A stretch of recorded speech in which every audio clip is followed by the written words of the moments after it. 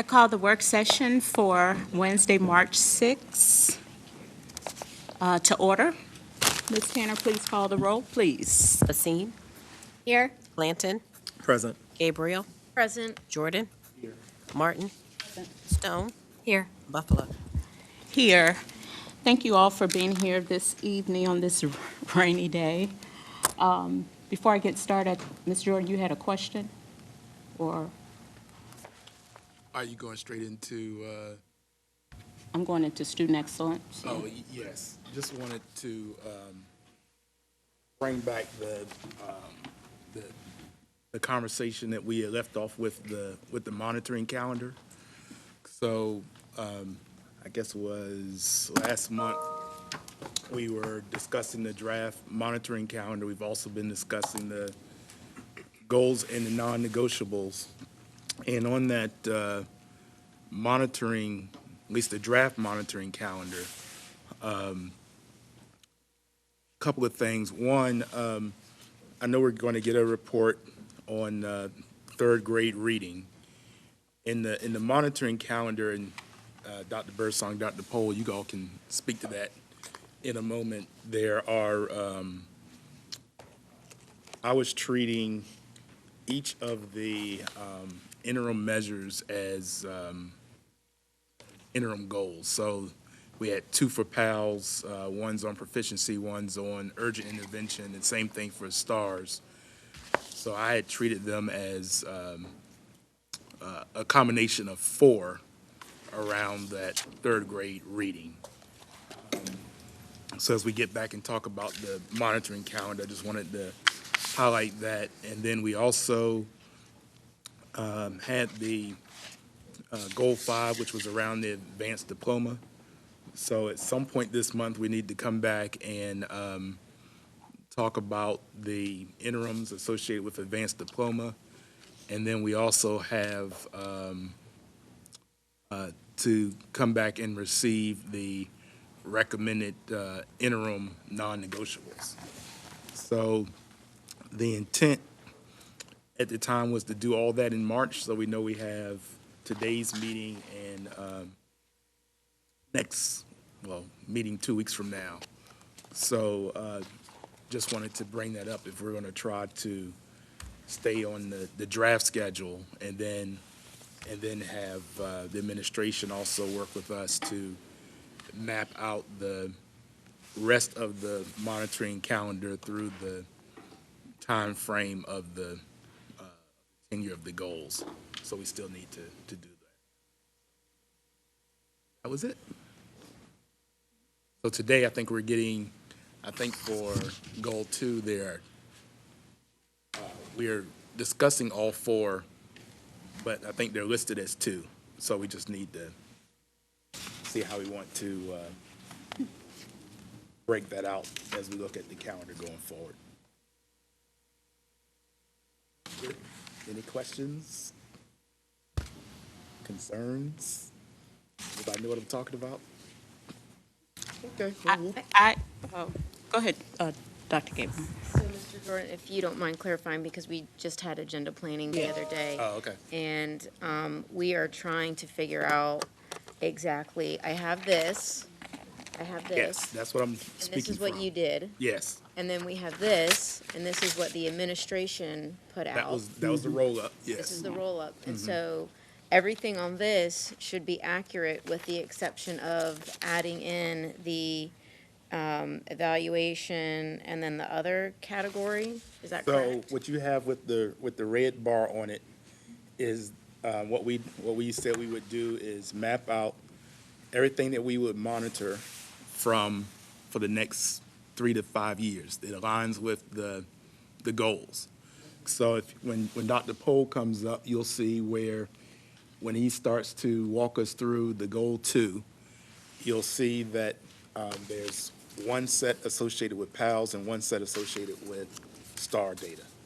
And there's one measure that speaks to proficiency, and there's one that speaks to urgent intervention.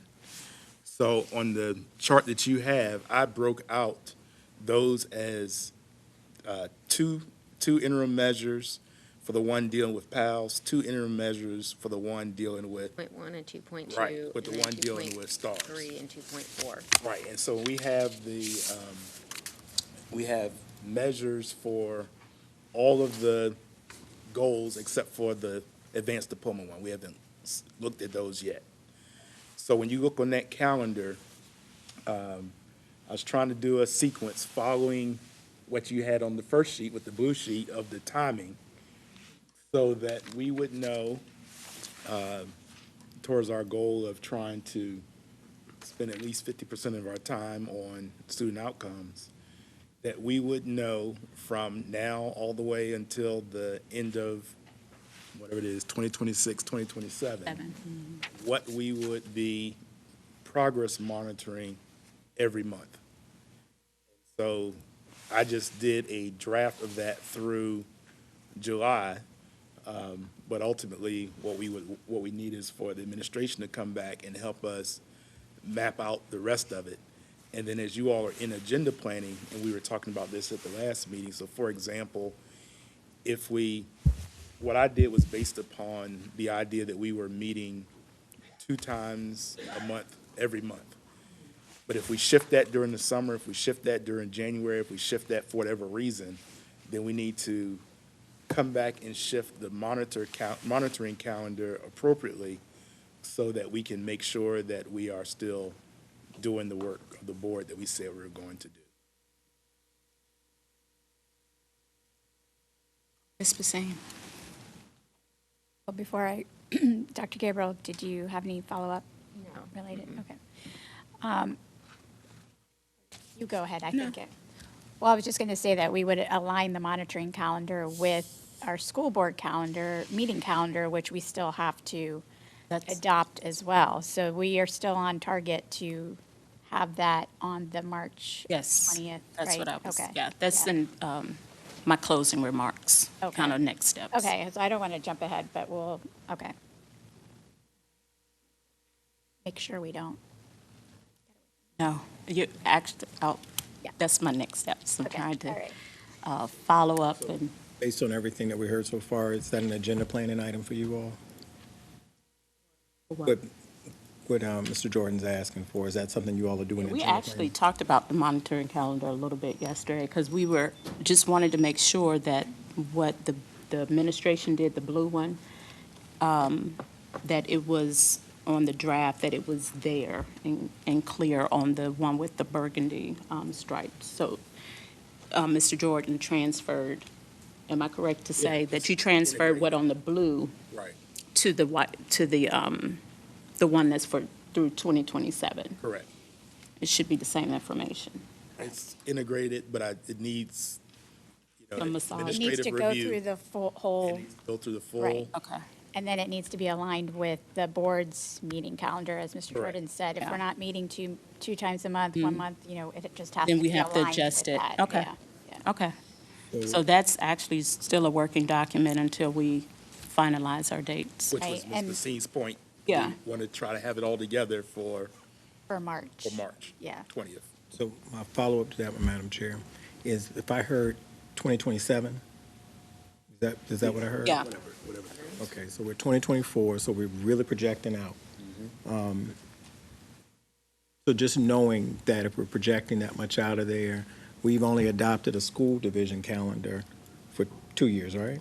This year, is that what we did for 2 years? 2 years. Okay. Yeah, so it would, my I think thinking it's- is it might be adjusted, but Yeah. at least the. These are the things that we're topics, looking at right. during these particular months that we want to try to, okay. That's what I said, it's all, for me, it's always going to be a kind of, I think what I hear you saying is that over the next 5 years, the board may change, they may pick different meeting days Oh, or yeah, meetings. yeah. oh, yeah, that's why I said different it's a, meeting it's a calendar working that document. would Yeah, so it's evolve, working on, so we're right. just trying to really say, during this month, these are the things that we want to cover. What meeting it falls on, that'll be up to whatever you decide that. So that's cool, but I'm also saying, so that we don't lose first time, this is something that y'all can do in y'all agenda planning and governance, right? Yep. All right. And we all good with that, right? Yeah, and does everybody understand? I guess there's just clarity, that everyone yeah, good. understand what, Yeah. okay. All right. That's all. All right, Well, we can move on to 2.01.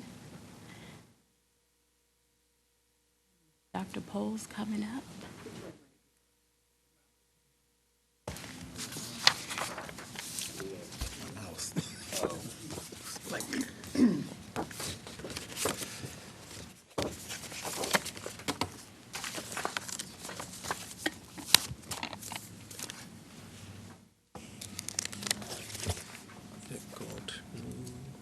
All right. Good afternoon, Madam Chair, Mrs. Buffalo, Vice Chair Dr. Gabriel, members of the board, and Dr. Birdsall. Tonight, I'm going to review what I saw as two interim measures for School Board 2, Goal 2, but I guess we know that in the discussion tonight as well. And the first one would be Measure 2.1. And as a reminder, Goal 2 is the percentage of students reading on or above grade level by the end of third grade as measured by the Reading SOL test will increase from 45% during SY 2021 to at least 75% during SY 26-27. And specifically, Measure 2.1 deals with students who demonstrate reading proficiency or not being identified as needing intervention, as evidenced by PALS data, will increase from 60.7% in the spring of 22-23 to 65% in the spring of 23-24 for first grade students, and from 58.6 to 63% for second grade students. As the data show, first grade's actual score was 57.2%, which is slightly below the target, and second grade's actual score is 65.3, which was well above the target. As seen in the line graphs that were included in the data chart, grade 1 is below the target for winter while they were above for the fall. And grade 2 remains above the target for the fall and the winter. And the grade 2 gap closed a little bit, but we're still well above our target range. And just as a note on this, we provided the data for students need intervention, but for PALS, it's the exact inverse. So everything looks just upside down when you look at the graphs, but it's tracking the same direction. And actually, they're, in my opinion, especially the second grade graph is a pretty darn good-looking graph of data for our students in second grade with PALS. So ultimately, what we're really looking at is what does the data show us? So grade 1 missed the interim PALS target for mid-year and showed a decline from fall to mid-year for the 23-24 school year. It's important to note, though, that a dip in proficiency between fall and mid-year is very common for first grade, given the substantial increases in the difficulty for the test from fall to winter. The winter test is a lot harder than the fall test for our first graders. And even with this decrease, the target for spring assessment will likely be met based on historical data. So we should see a jump back up, and we should meet our goal for first grade. Grade 2 exceeded its interim PALS target, which points to meeting or exceeding the third grade targets during school year 25. So our second graders are really well set right now to springboard even stronger into third grade as they go forward. Additionally, the data listed below for both grade levels and by demographics, with the lowest performing groups in both grade levels being students in the EL and SWD subgroups, and the highest performing were students in the white in the 2 or more subgroups. So what's going well over the data? Well, grade 2 exceeded the interim PALS target, which points to meeting or exceeding the grade targets during the 2025 year for them in third grade. And grade 2 is 6.7% higher than the SY23 end of year results, so far exceeding the performance of last year already. So we're on target to really see some strong PALS growth for our second graders as compared to last year. 10 schools were above the target for grade 1, and 21 were above the target for grade 2. And for grade 1, the demographic student subgroups of multiracial and white exceeded the winter target. And for grade 2, the demographic student groups of black, multiracial, white, and SES exceeded the winter target. What's not going well? Although the winter test difficulty is higher, spelling declines were the major reason for grade 1 PALS results to show a decrease from fall to mid-year.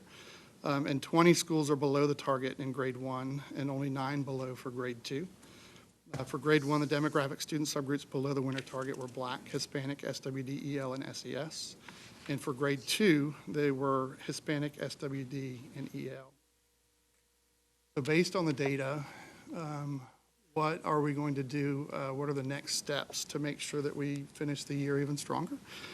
In addition to facilitating data review meetings with PALS early literacy tutors, our PALS tutors across the whole division, and building reading specialists, the English office utilizes a reading specialist to provide differentiated coaching to PALS tutors. So we have one person who goes from school to school as well to coach our PALS tutors so they're all hearing the same message and learning from the same data. Division-wide professional development for K-2 teachers emphasizing evidence-based literacy practices, mapping, so it's phenome and grapheme mapping or sound and spelling, using decodable texts, differentiated small group instruction, using phonics formative data to guide instructional decisions, and understanding syllable types. Again, that goes back to the spelling issues that we saw in first grade. And then reading specialists are undergoing extensive training through the Virginia Literacy Partnership Canvas course that's designed to strengthen reading specialist knowledge of evidence-based literacy instruction and to assist with preparation for the implementation of the Virginia Literacy Act in the fall of 2024. But we're ahead of the game on the professional development with that.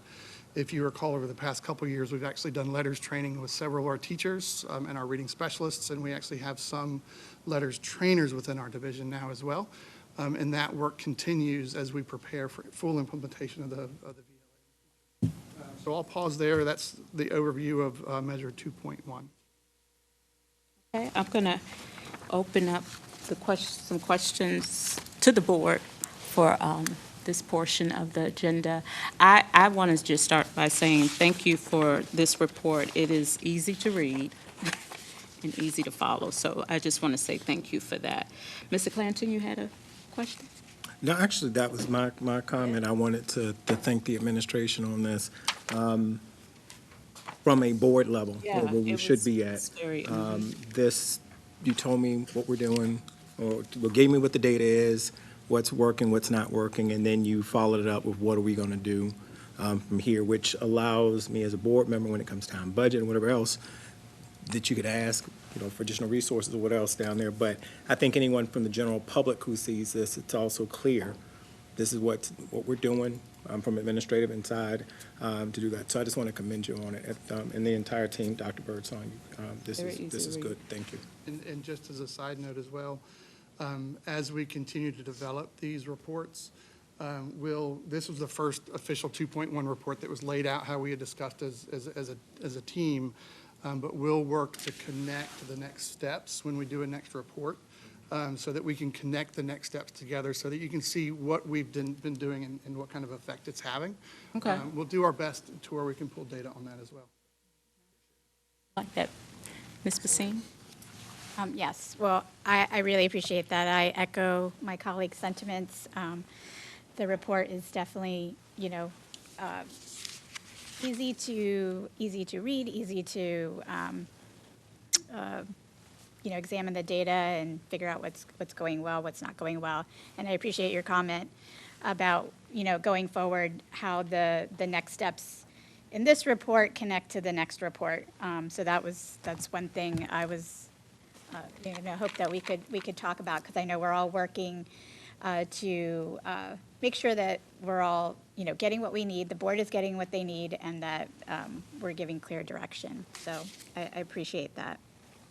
Since we're talking about the reports, the one other thing that I think for me would be helpful also is that the strategies that you have clearly outlined here is also to know if the strategies itself is working, and then how we know that it's working.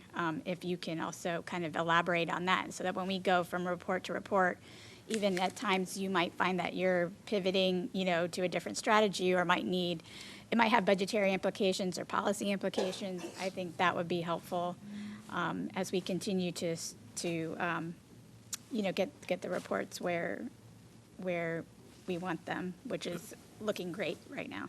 Ms. Basine, can I follow on that one? So it's almost like when they're saying, what are you doing next, or what are the next steps, that we see that, that starts off, this is working, not working, that type of thing. Is that what you're saying, that connection? So with the what's working well, what's not working well, so what I read now is very clearly you've indicated in the data,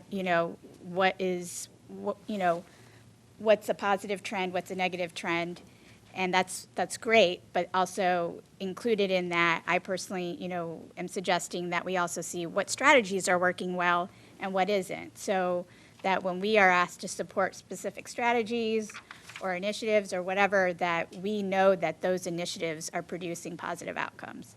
And that's why we're seeing that in our data. And that is just, clear to all of us here who are, sitting around, charged with allocating resources for our students. So that was, yeah, go ahead. What I'll try to do is work in, like, I'll subdivide the next steps, and I'll do a section that pretty much relists these and talks through what have we seen with them. And then if further next steps are still needed, then, a second section on further next steps to try to connect the data back. Some, will be difficult, like connecting the Canvas course that teachers are completing to a data set might be difficult, but, the PALS early literacy tutors, and there Right. might be where we've seen good data on that, but I can work on connecting that back from. Yeah, that would be really helpful. So go ahead. But, so I want to take a revisit back to last Friday. So Ms. Basine is asking for something additional in data. We're all in this room. You just stated what you could do next. So just upholding what we said as a board we would do, are we all in agreement on that? That's the only thing I would put out there. Yes. Just so that I you appreciate, clear. thank you for bringing that up. So is that something that we agree would help us in the monitoring report? Is what I think. Yeah. I hear you. Yeah, just so that we heard loud and clear from administration that we don't want one-offs, but are we all in agreement with what our colleague is asking, that would be beneficial to us? That's the only thing I would ask. I agree. I can see how it connects the dots and how we can see what's working, what's not. So do I hear an agreement that we think that would? It sounds like that was a little bit the attention to continue to give us Attention there. further data as we see how things are moving. So, yeah, I think everyone's on the same page, unless we're saying something different than what you were aiming at. I think we agree, because, honestly, when we don't just throw these out and not monitor them. Right. So, Exactly. So, Right. and I know you do that, but it'd be helpful for us to see that. Yeah. Yeah. Yeah. I Yeah, like the no. way this is So laid out. what does that look like then in the next report? So how I envision it is again, having a section where I just relist these specific next steps and have at least comments below them about whether it's, direct connection to data, or there's anecdotal comments to this is how we've seen this working and why it's improving, or, what we've worked on this and we're not seeing it working, so we're going to sunset this one and go to the next one. Right. Because I use this example when I teach my graduate classes. I love to eat, but I don't want to keep stacking on the plate or else I get bigger and bigger. So if I have a piece of chicken, I might move the chicken out to put a piece of steak on there. Right. But I need to move it around based on what we need. So that's kind of how I see it. Dr. Gabriel is just relisting this and making connections back. And then if we need further next steps, adding further next steps to it. But, again, really the continuation of our next steps that are showing the most growth for our students and promise for our teachers are what we want to go and move forward with, because we also don't want to over-implement and overburden our principals and our teachers as well. I think that would be fine. Buffalo. I had a. Okay, couple go other- ahead. do we have- Is that all right? In addition, I wanted to ask this. So in both grade 1 and grade 2, it appears that our Black and Hispanic students, as well as our students with disabilities and EL students, are below the target. So can you speak to, what does this speak to in terms of the strategies in place, and what do you see we might do differently, if at all, with the strategies for these particular subgroups? So I think it still comes down to our individualized attention. It still comes down to how we're working with our students in that, in that 30-minute section that we've created in grades 3 through 5, but for grade 3 on this one, for instance, and how we're making sure that the right students are in front of a PALS tutor, how the right students, we've also have been working with, I don't know if you recall, the VDOE when they were rolling out All In, they started with a program called Ignite. Ignite, it wasn't as big as the VDOE had thought. Ignite is more of a one-on-one, 15 minutes a day. We were able to manage about 400 licenses for that too. So we've been meticulously matching the right students to that support as well. And then with our PALS tutors locally and making sure that the students are getting what they need.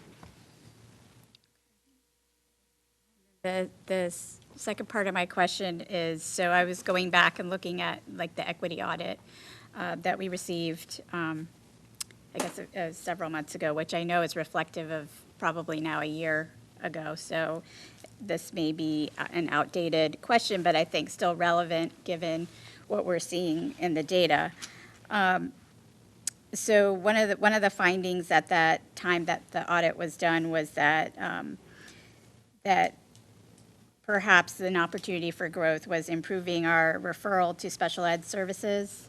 Do you see that as, did you find that that might be partly at play, or? So without having the hard data in front of me, but when we have to do our state reporting every year, our referrals in our demographics match pretty well. We don't over-refer a different subgroup. We in Norfolk, we have really good numbers with that. I think what the audit was referencing was just making sure that students were getting the referrals when they needed. And I hate to always lean back on this, but with staffing, we're limited with how fast we can do things. We stay within our legal limit, and we make sure we get things done. But I feel pretty strongly with where we are in our referral areas.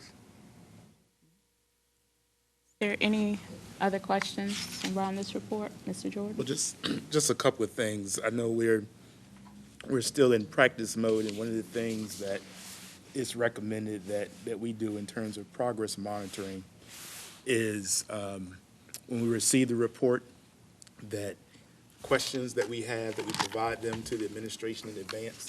So we were talking about it, the retreat I've talked about before, about how far in advance we receive information and provide information.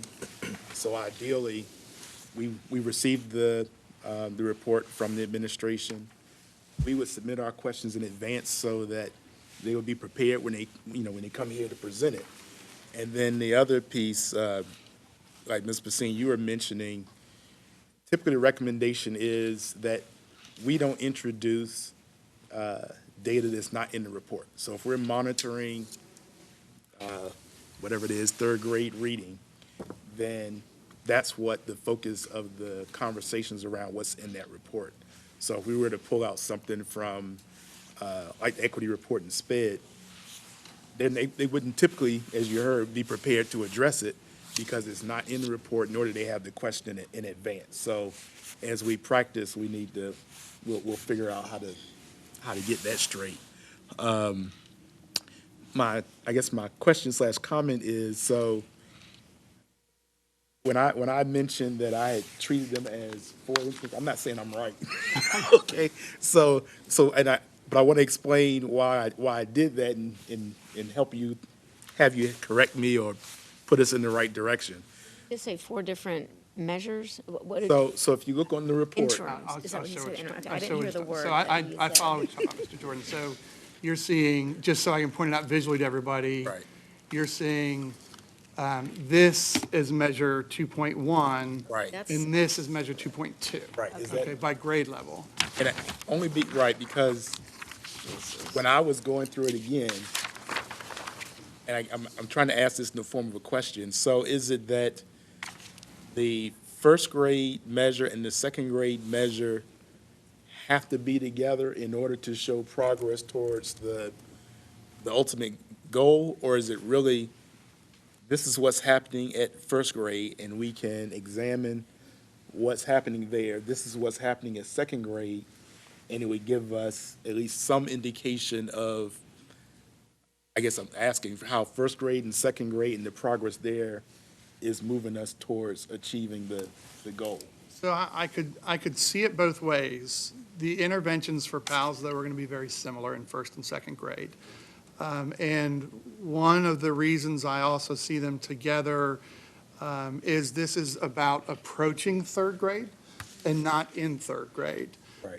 And then the other reasoning was at one of the board meetings, when data reports were being discussed, there was a concern from maybe one or two or maybe more board members around limiting the amount of data reports. So if we made this 4 measures, that means this report that I'm doing tonight would be split over 2 board meetings if we limited it to 2 reports. And I think the depth of information here, I think by making the pre-third grade an interim measure and then the actual third grade an interim measure, because what we're doing at third grade is going to be more intensive because that grade counts towards the ultimate goal of reading on grade level by the end of third grade because they're taking the SOL test this year.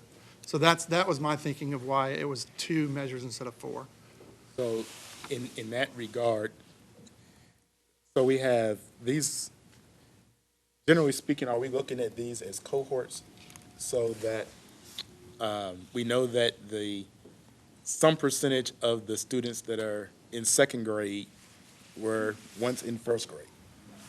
So when we look at this report as it currently exists, what does it say to us if like you're identifying the success that's happening at second grade, and you mentioned a typical dip that we would see in first grade?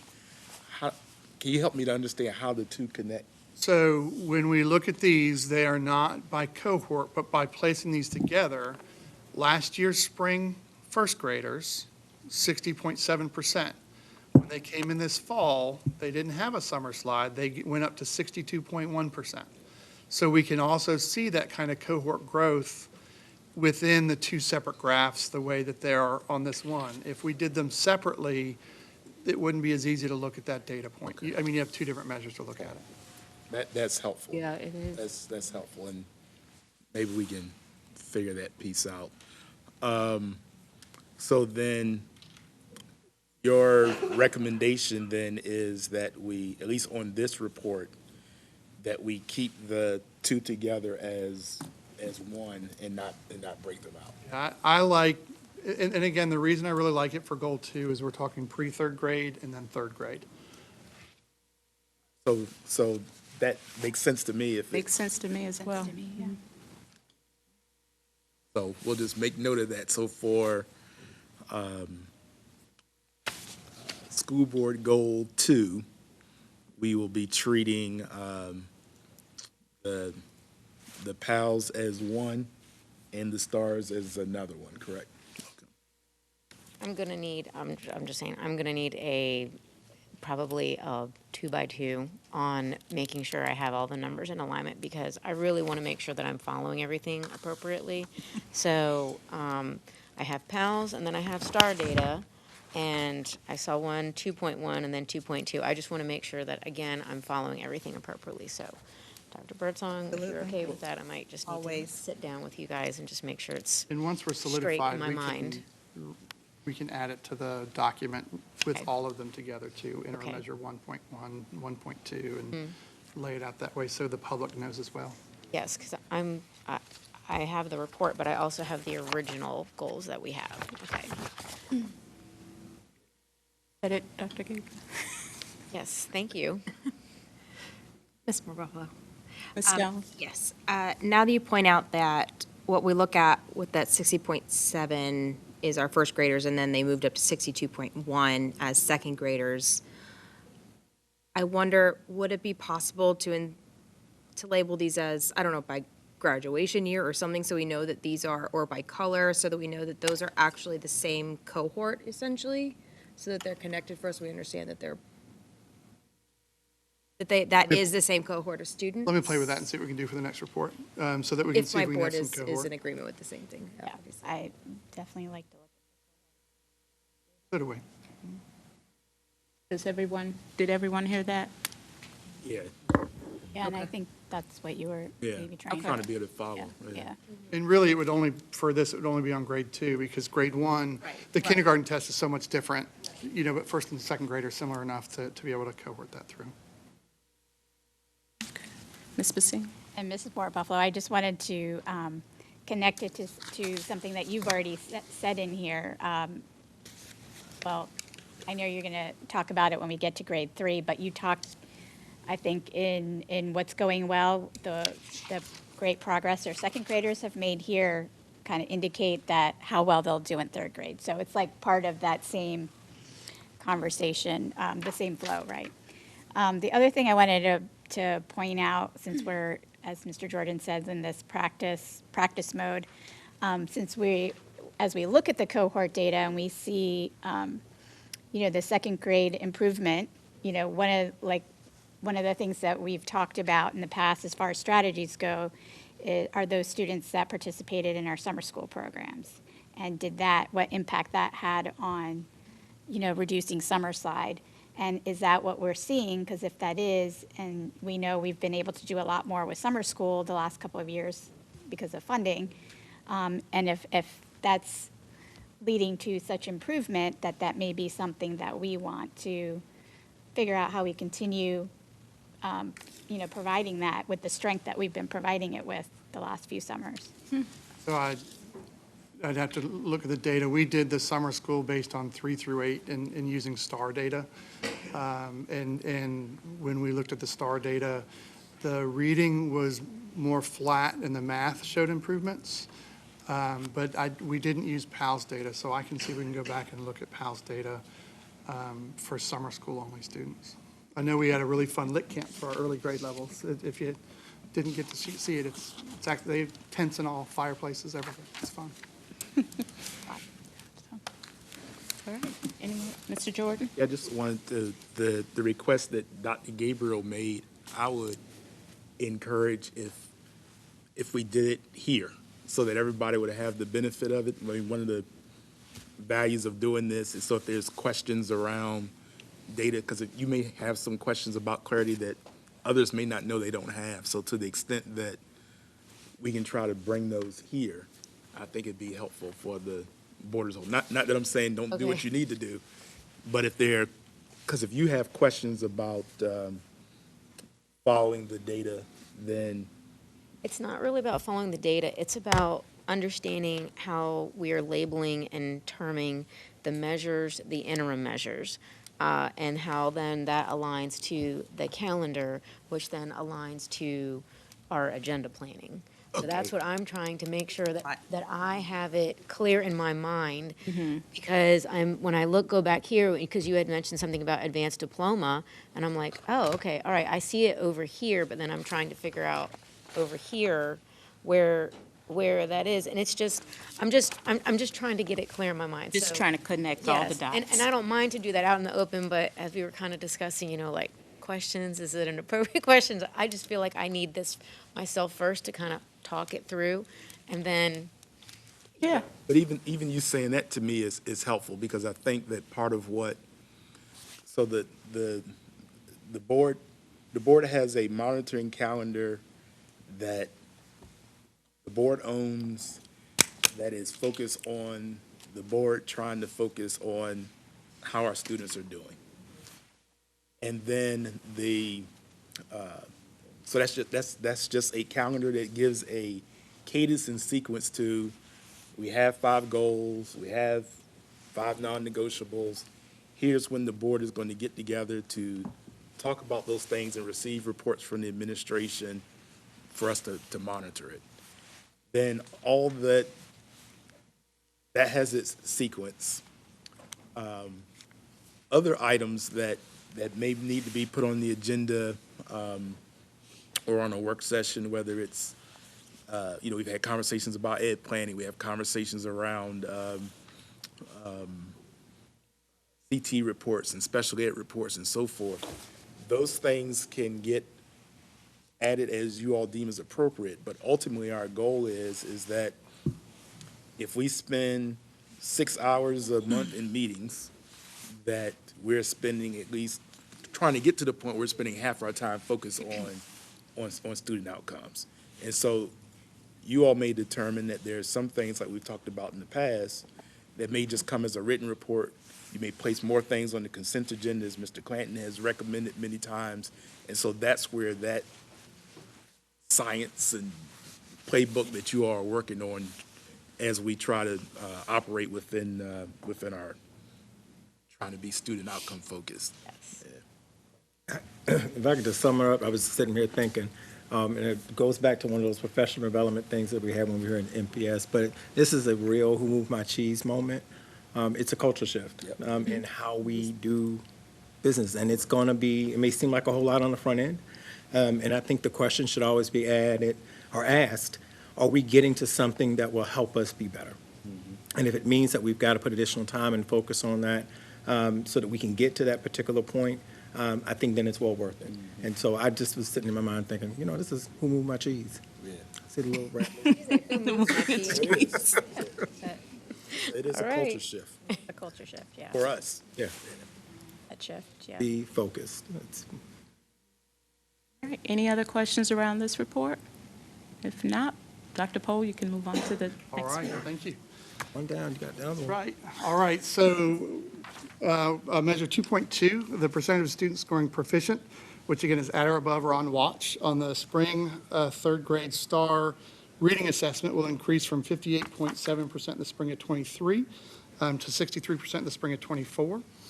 At the same time, the percentage of students at the urgent intervention, which is the lowest level, on the spring third grade STAR reading assessment will decrease from 26.6% in the spring of '23 to 23% in the spring of '24.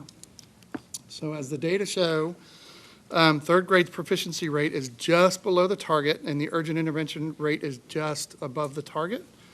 And the two line graphs will also show you the gaps are closing between the actual scores and the targets as well. So we are getting closer to meeting our targets as we progress through the year. And overall, what does the data show us? Overall, even though grade 3 missed the winter interim proficiency STAR reading target by 0.8%, and they were 0.9% above the target for urgent intervention. However, the gap between the actual results and targets decreased from the fall to the winter, and additionally, the SY24 winter proficiency is near the proficiency for spring of '22 and '23 already. So we're already approached almost the spring results of the two previous school years. If this positive trend continues, the target for spring of '24 can be met. How we're moving forward right now. And then the district demographic results are also listed, with the highest proficiency rates being with students in the Asian and white subgroups, and the highest urgent intervention rates being with students in the EL and SWD subgroups. So what's going well?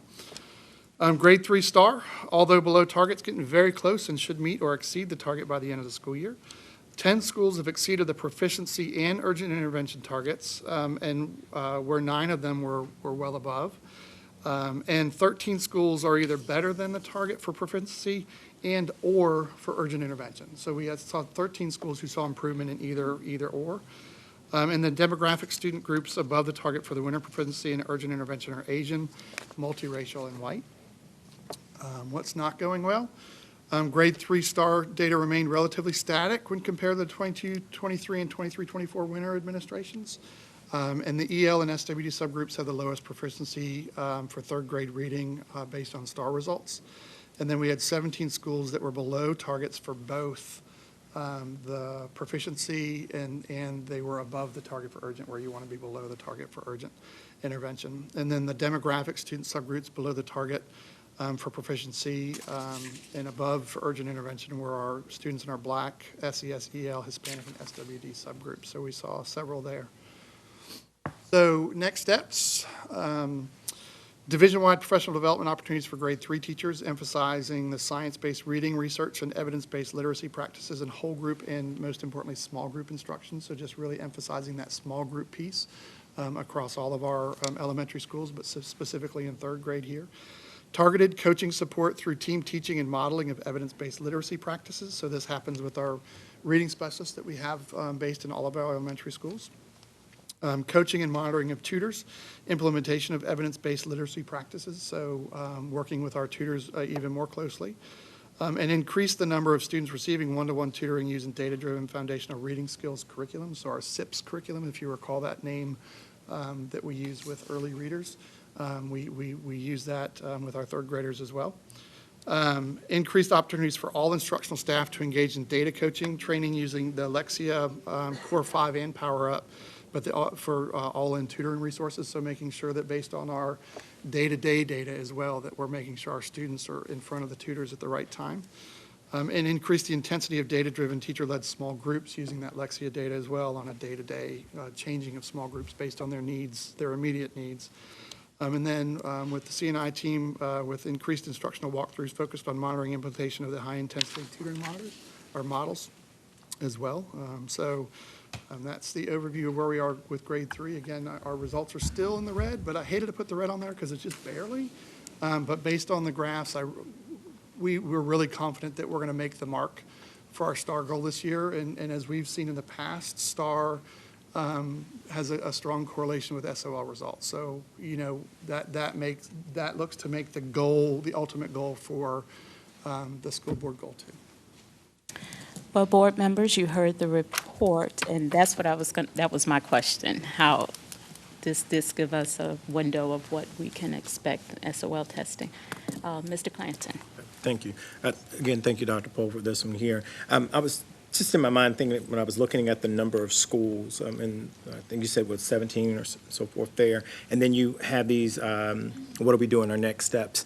In looking at those schools, was there any common denominator that you may have found between them, staffing, lack of, was that anything that may have put you to the recommendations that you made? So, not necessarily specific. Again, staffing is a concern at a great many of our schools, and if you look at staffing rates, I'm sure they'll correlate with what we have here. And we're also in the talks right now of our plan of equitable staffing for the spring and moving resources from school to school, not stealing resources, but sharing resources. When we talk about staffing, so our reading specialists and math specialists will move around again like they did last year to provide support where needed. Thank you. Awesome. Ms. Basine? Yeah, thank you. I had a similar question to Mr. Clanton, but you've answered that. My other question is, I appreciate the strategies that you've included here. Can you speak to how, again, how those strategies are specifically going to target our EL and our students with disabilities? So specifically when we talk about the data-driven approaches is where we really focus on the individual student needs. I'll refer back to the equity audit that you brought up, Ms. Basine. One of the strengths that they brought out was our data meetings and our data work, and that digging into the data is how you really get into equitable supports and results. Because if you're following the data here shows us where we have dips and lower points in our data. And if we're putting our supports where the data says to, then we're automatically supporting our L students, supporting SWD, EL, SES, students in the Black subgroup, and the strong evidence-based and the science of reading approach that we're really already doing the professional development on will help in those areas as well. Could I ask a follow-up? So with that, since we don't, well, I guess I'm hearing Mr. Jordan say it's not in the report, so don't bring it up. We But just agreed on. I guess, but because you do include the subgroups, one piece of information that might be helpful is to also have a better understanding if we're moving in the right direction. So even though they're below target, are we still trending in the right direction? So if the subgroups are going to be included, that would be my ask, I guess. So I'll defer to Mr. Jordan's question again. And is that a feeling of the board that you'd like to see trend data for every subgroup as well on the reports now? Because I want. I guess yeah. that's- So let me just talk this out. So if we so in the what's not going well, like you mentioned, specific subgroups. So maybe it is a matter of highlighting that while they might be below target, they're still moving in the right direction. That I don't know. I'm just thinking this through. Like, how do we And you can trust me in the fact, because I love to highlight, the wins that we have, of course. right. In the next report, you can darn well believe if they've moved up in the right direction, I'm gonna be letting you know they moved up in the right direction. Right, right. Right? So, you'll get that as we go report to report, I think. Okay. But I just want to be careful of how much data I'm putting on you. Well, because that has been a exactly, and that's why concern. I want to talk it through so that I'm not, unintentionally, we end up having this 20-page data report. And we like and- Which I love. I And mean, we I'll all give you an know Excel I report all like day data, long. but, you don't we don't want to, we like this. okay. Ms. Stone? Thank you. I think it's one of those things where this is telling us what we need right now, but as we get 2, 3, 4 iterations of this down the line, if you're seeing something, it's something we can either ask for beforehand or ask for in addition to, if we realize that there is a trend that we need to be monitoring and add a measure. That's something we can definitely look at if it's identified as something that seems to be throwing off the major numbers that we're trying to track. So I like the way this is here. I like that we have that mentioned, but it's not clogging up what we're looking at, but definitely something I think we could talk about once we've seen where it's going. So if I can, just a clarifying remark. So down the road, as we go through, and next year at the same time, reporting on the winter results of PALS, if we have the same exact subgroups there consistently, then talking about maybe specifically what we're doing even more so, or if we still have them, but being able to say, however, they've still seen growth. So even though they're still in the bottom area, Right. we've seen that trend growth. So over time, I think Yeah, and that's that might be exactly what. a good comment to have in here. Mr. Jordan? So I'm trying to figure out my own sweet spot, because, so in one sense, so first of all, thank you for the report. I think it's very good. So when I read through it and I saw the school-by-school data, both in this report and the previous report, my first reaction was, you were giving us too much. And I only say that from the board's perspective, because if the board wanted to prioritize STAR or PALS performance school by school, then the board had an opportunity to establish a goal around school by school data. The board chose in this instance to establish a goal around all students for third grade. And so I think whereas the school-by-school information is, I think, very good to see, I was struggling with whether or not we would end up doing what we're doing and almost create additional goals and additional work. So I was struggling with that. So I think that's something we need to be clear on. And the other thing that resonates with me as we talk about subgroups, so we have another goal. So we have another goal that describes reading and math SOL scores, and we have grades 3 through 8 with all the subgroup stuff there. So since we already have a goal that's focused on SOL performance and 3 through 8 and interim measures there, to me, that's where all that subgroup opportunity Right. is there.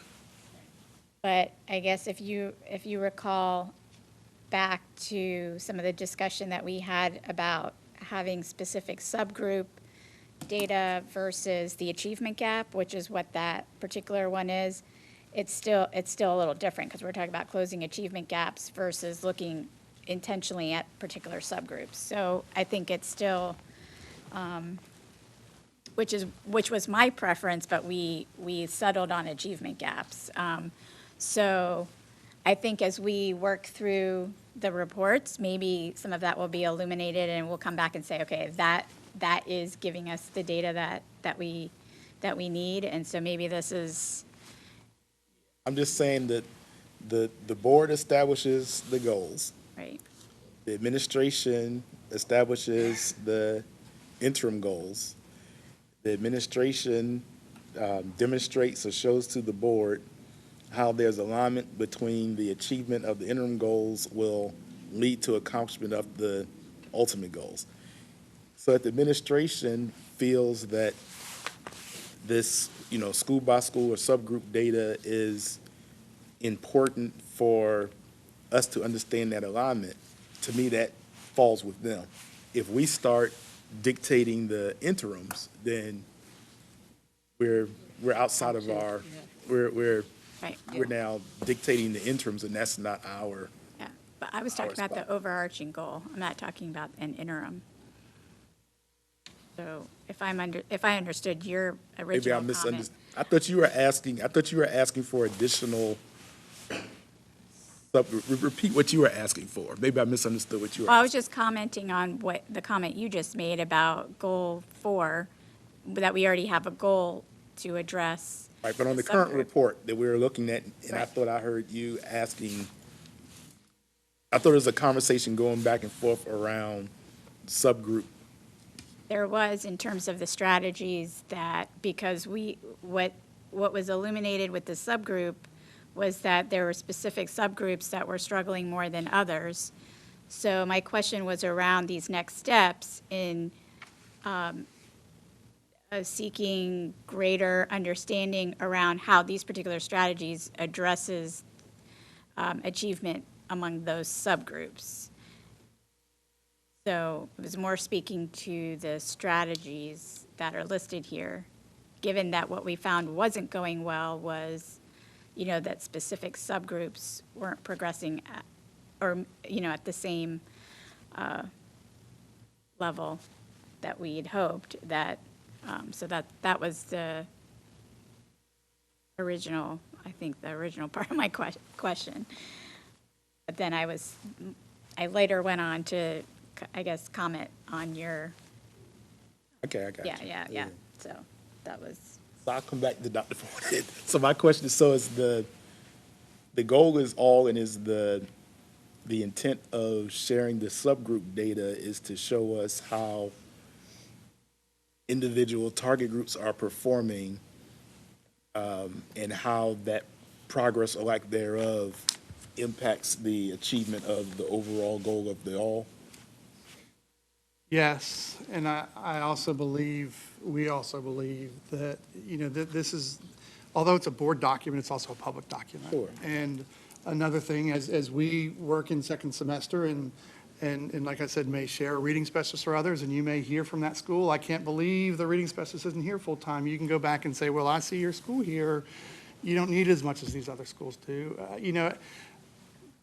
It's also, just evidence to you, and I know you realize this, but we dig down to school level, we dig down to demographic, we dig down to student level data, but just giving you a high overarching feeling of that. And I, quite honestly, some of it could be, you've made me let go of my 20-slide PowerPoint deck and go down to 5 pages. I still managed to fit it on your 5 pages, Mr. You Jordan. did. I know you did it. Did it well. The other thing I wanted to mention, you mentioned, I think it was in the previous report, maybe in this one, about how you were almost there, but it was marked as red. And This one. And I knew that when we had the conversation back in September of August, I'd actually pulled, you used to have yellow. I did. And actually used that, I don't know if you recall. So to me, I think it makes sense if we go back and look at what we had talked about then, that if that there be this place in the legend. And I think. Where it's almost there, that it be yellow rather than red. I think in the final goals, yeah, Okay. I agree, but I think with the interim measures, we're not. Okay. And the interim measures, these are projections on that final goal, Right. right? These are based on correlation studies. I can't guarantee the board that if we hit that 63% in the spring, that we're gonna hit the data mark. But I can say we should be approaching or near there, because that's what our previous data has told us about these results. So if we're not there yet, we're not hitting the mark on the interim measures. The final measure, I'm with you. We're going to go green, yellow, red on the final, because if we're close, I want that noted, that, we've made progress, we're just not quite there. Thank you. Anyone else? Thank you, Dr. Pohl. Oh, before you leave, so just so we're in sync, so for this one, these two would also go together in terms of interims, right? We were talking about, Correct. it's not four, it's 1 and 1. It would be and 2.1 and 2.2, and 2.1 is pre-third grade, 2.2 is third grade. Okay, and then, as far as, any progress being made on the Goal 5 interims and the non-negotiable interims? So we had presented Goal 5 interims already to the board about what we wanted to measure and then haven't received feedback Okay, yet we at that need to- point. And we've presented interim measures to the board and haven't really received feedback on the interim measures either. So we're kind of at a standstill on For both Goal those. 5 and for Correct. non-negotiable? So Goal 5, if you recall, we were presented cohort data on students passing specific courses at each cohort level to make sure they're on track. And we're prepared to move forward with that data work because we think it's a strong interim measure of what students would get an advanced level diploma or an advanced studies diploma or not. I hear that. Okay. We just need to provide confirmation that that is, because I recall us having that discussion and. Okay. Well, we need, that is one of the So things what- we need to bring back then. So what exactly do you need from the board then with regards to Goal 5? And when I hear Goal 5, I'm hearing,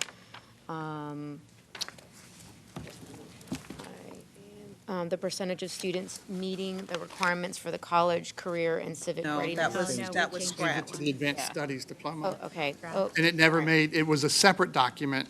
percentage of, here he is. The percentage of MPS graduates receiving advanced study diplomas will exceed state average. So what do you need from the board then for this one?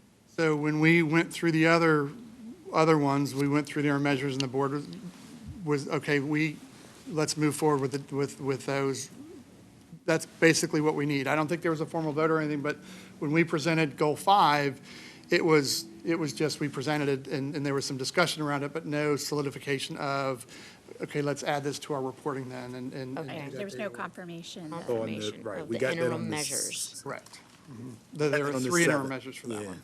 We need to make sure that, and maybe just bring it back and just have them walk us through it again so that we see that that we understand the alignment between the interim measures and the goal that we've Correlation established. between the two. I don't know if we ran out of time. I don't know why I don't remember, but we need to come back and I think there was a lot of close it.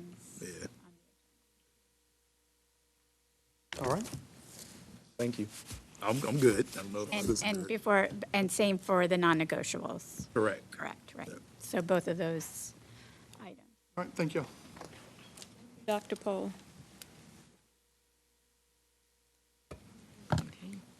Going to move on to 2.02. I emailed the board. I was going to add this for us to have a discussion around our budget. I think it's been a while since we really set eyes on our budget, so I thought that was important before we go into actually voting on our operating budget. So Ms. Tanner provide you all with the school board budget information,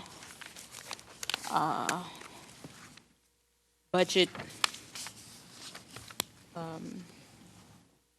account lines with the budget amounts and actuals to include everything that is included in our budget. So if, I'm just going to open the floor, generally speaking, around our budget, if there's any questions or concerns or comments around our budget.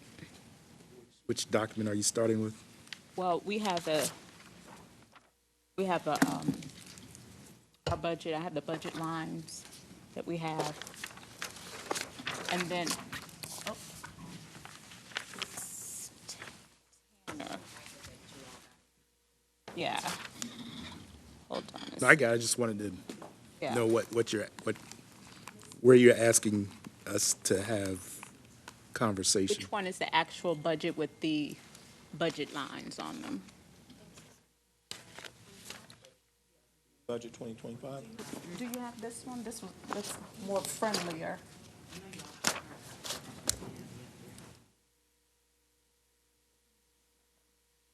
Oh. This is.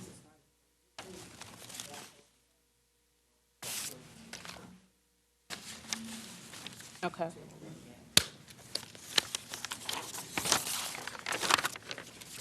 Should we be at SB 2025? Are we talking about the budget for this coming year coming up?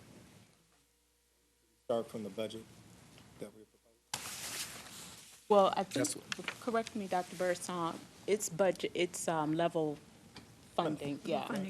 So, Yes. So as I shared on Friday during the retreat, what the administration has done is level funded your budget, which means that your overall budget amount has remained the same until you have a discussion and decide that it needs to be less or it needs to be more. It doesn't mean automatically that things are populated into the budget. For example, we talked about professional organizations on Friday. Those, of course, are up to the board in terms of what you want to be a part of and what you don't want to be a part of. All the administration did was to level fund your budget so you can have the discussion about how you want to proceed for next school year. Planton? I'm glad on this particular one, because it looks like it breaks it down. So if we just start at memberships, I think that's the biggest. 5,000. which is the last one on the The first last line page. at the bottom, and then I think it gives us the breakdown for what we're paying for each one. And there's this, oh, Okay, we're gonna, did you have any? Just made a comment. Yeah, I was just saying that that's okay. probably the biggest one out of there, the memberships, because that was where we left off on Friday. Friday. Because I think that collectively, as the board, we just need to make some determinations. And there were some things that were just given based on the letter that several state associations had sent to National School Board Association and disaffiliating themselves. And then there's been some additional things that have changed out of there, whether or not local school boards can directly join certain organizations such as CUBE and National School Board Association, and now we're part of COSBA as a part of the associations. I just think as a general, as a board, we just need to make a determination so there's clear what we're a part of, what we're doing, if it's level funding.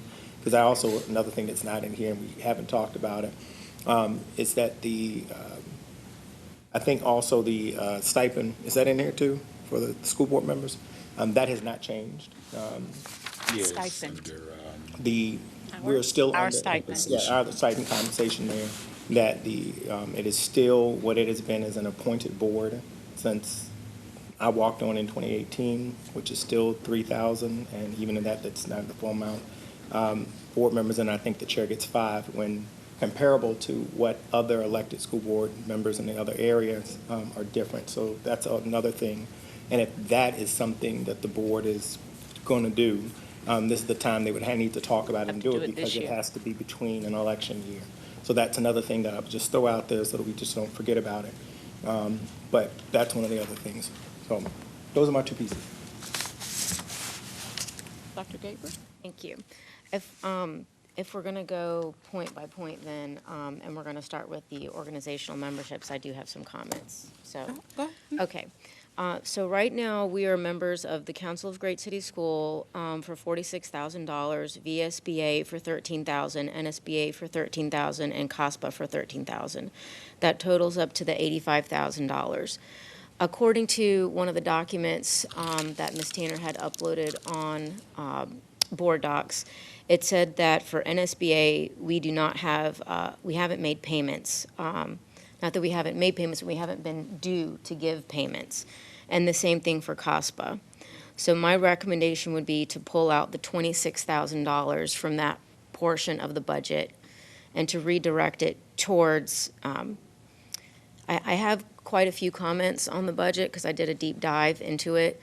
And where I see funding being redirected, if it's possible, would be to redirect it to principal and teacher professional development. As we just heard from Dr. Pohl, all of the strategies that they're implementing, PD comes up a lot, especially since we have many novice teachers within our division. So if that's something that, that you all would be accepting of, then that is a possible proposal. The other thing is, as far as Council of Great City Schools, I'm not inclined to support membership to that organization for this upcoming school year. I don't know what the rest of the board feels like, but for me, I know what we've received from it, and I would rather take it as a year-by-year basis versus just an automatic assume. And I'm just thinking for this year coming up, it may not be a necessary purchase that we have to expend. So those are my thoughts on the organizational memberships. Anyone else? Yeah, I have a question. So I want to see if I can follow the first recommendation. So if I understand, tell me again where you got the 26,000? 13,000 for NSBA and 13,000 for COSPA. Is that right? That's not cost, but that's not right. That's why. But it is in our budget. Right. Right. And so when you level, Okay. right, so right now, we have it as a placeholder of $13,000. So that's a place that we could pull that $13,000 and redirect it to something different. Same thing with NSBA, $13,000. But that's, yeah. But I guess we have to talk about whether, even though we haven't, I think, been a member of NSBA for the last 2 years, I think we also need to come back and make a decision about whether we are going to continue that or not. If I recall Yeah, something that you had mentioned the other day. the other thing that I don't see here is Cube. Well, is that what we're using as NSBA's Cube? Okay, so and that's the Council of Urban Boards of Education, which Norfolk has been a long-stead vast member. Matter of fact, I do believe Dr. Anna Dodson was an officer, and we've had several national winners, Magna winners, and so forth there. And they've made a request because of when the disaffiliation occurred with the state association. We all left out of that one. They rechanged some things so that school boards could directly join and to be a part of that. So I look at that one, I mean, and I just have to point out that if we got rid of the NSBA and the COSPA, we would then essentially say that we're not affiliated with anyone nationally. And I think we lose out on the opportunity to seek out best practices, to seek out professional development, which I think was also mentioned in our Friday session, that's also a requirement, state code, that we should be getting professional development as school board members. There's great value in those things. And so I'm not so necessarily on the getting rid of those things. I would also like to point out that we had $30 million of reversion funds.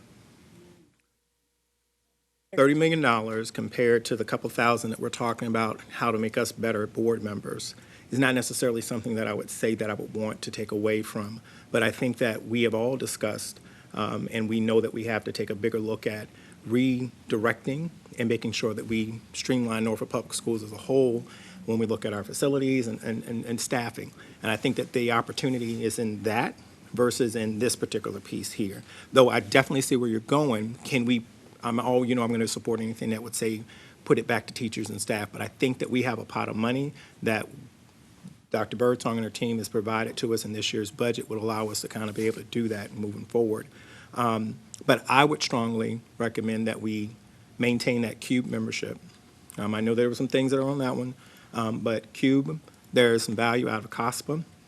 There's no charge for COSPA, though. And there's no charge for Yeah, COSPA. so that would be. And we get to go to yeah. that one, but I think that the CUBE component that's in there, and in regards to the Council of Great City Schools, I just have to point out the fact that the Council of Great City Schools is a very unique organization in the respect that it is the only organization that is specifically and strategically focused on urban school divisions.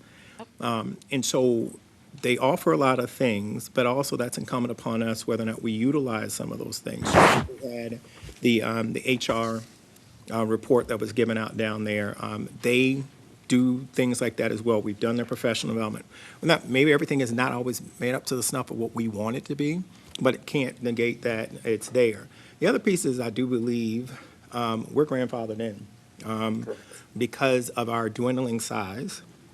Norfolk Public Schools, who is still, I guess by a couple hundred more students, we're still larger than Newport News, is the largest urban school division in the Commonwealth, that there is opportunity for us. And I'll be quite honest, I remember going to one of my very first ones when it was in Baltimore, and I think Tennessee, they were in there presenting information, and I came back and I was like, oh, wow, this is so cool. And then y'all had to remind me, all right, well, Carlos, Mr. Clanton, that's us. That was Norfolk Public Schools stuff, that they were just so, and again, you know, I think when it comes to Norfolk, you know, we've had some rough waters. We've had this pandemic. We had things that happened before that one, but there are a lot of great things that come out of here. And we've got great leadership. And, you know, Dr. Birdsong has put together a great team. And we just have to coalesce and support that. And just realize that Norfolk does carry some weight in that respect, and when we're in those rooms. So I don't necessarily, on the thing of cutting, just for the sake of potentially cutting there, I think there's some advantages out of that for us to be present, to be there, and also the professional development that we get meeting and the relationships and the network that we get from school board members to say, you know, we're dealing with this situation, but you can pick up a phone or call someone and say, you know, what are you all doing there? So I would not cut and say that a couple thousand here is a good thing for us to cut. I think there's other areas that we can definitely divert funds to support, but I think that there's value in us being present. Dr. Martin? So the approximately 13,000 with VSBA, does that include the policy services? No. No, that's separate. No, well, that's something different when we get board docs, right? Yeah.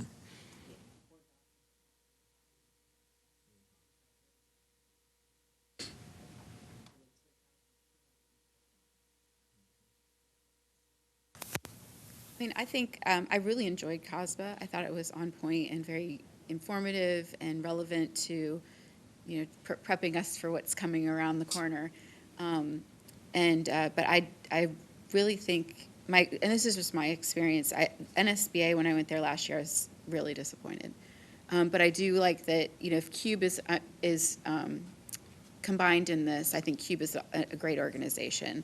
But NSBA overall, it just didn't have the level of sophistication that I was looking for. So, I mean, I agree that we do need to continue with these organizations. I'm not in favor of changing it. I think there is a lot of value in the other organizations, and if someone finds value in NSBA, then they should have that opportunity, so. Go ahead. Mr. Jordan? I just need a point of I'm sorry, clarity. Ms. Stone?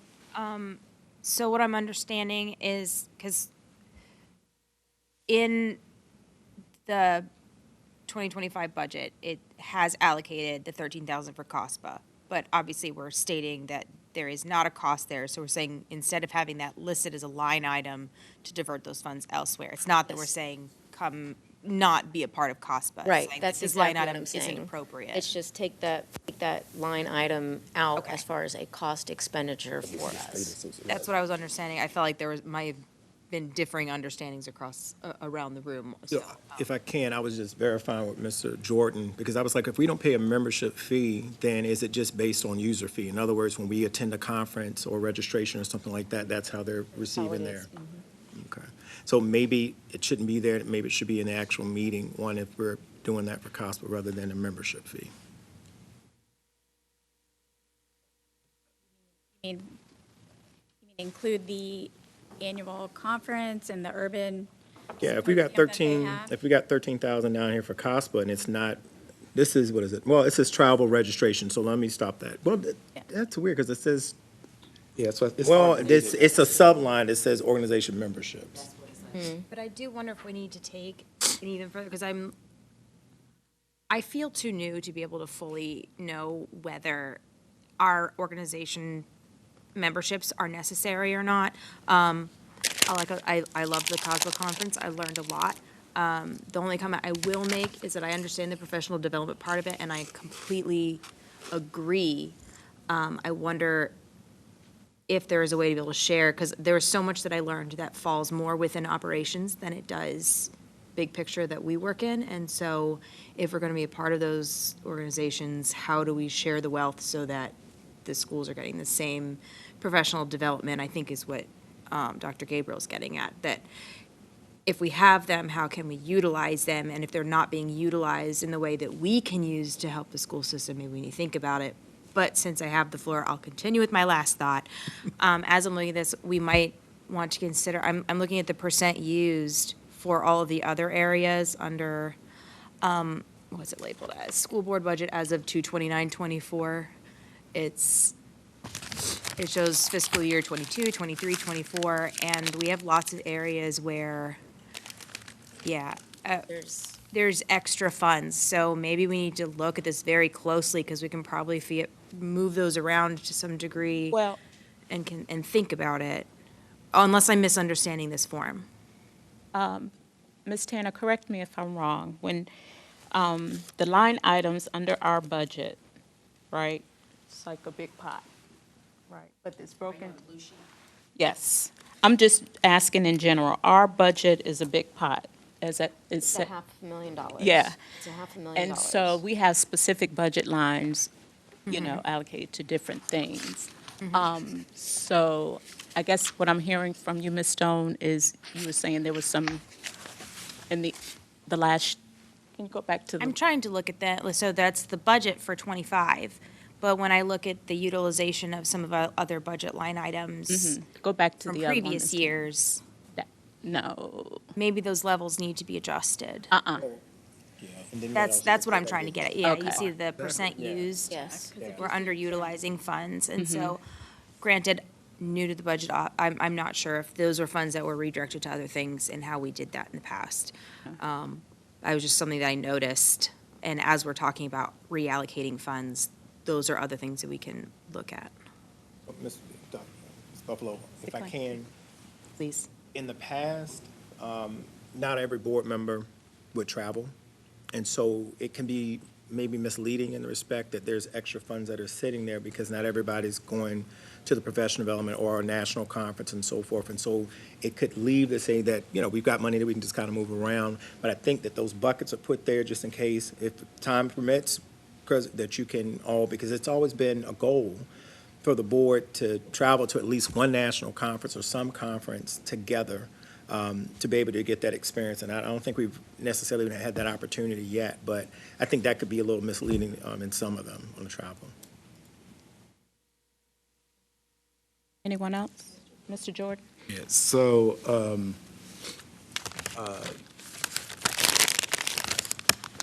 I think our goal as a board, should be to,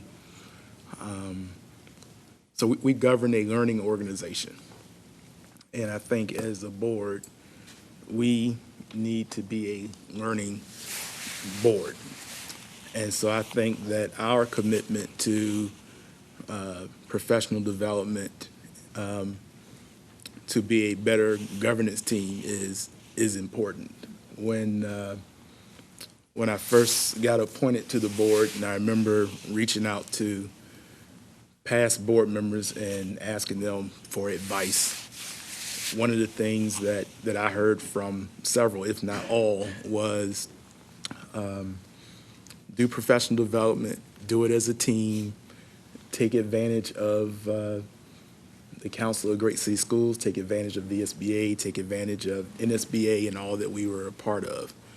And so I think our objective should be, how do we continue to grow as a peak performing board? And I think that involves us doing more professional development, not less, and doing more professional development together with the superintendent as a governance team,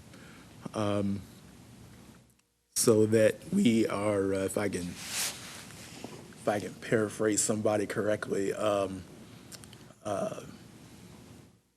that we are together, have no divisions among us, are of the same mind, and are working towards the same end.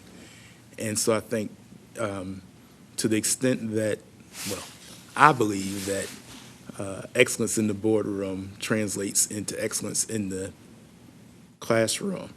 And I think we need more professional development and need more support. We did governance training with the Valbrun Group, and we stopped.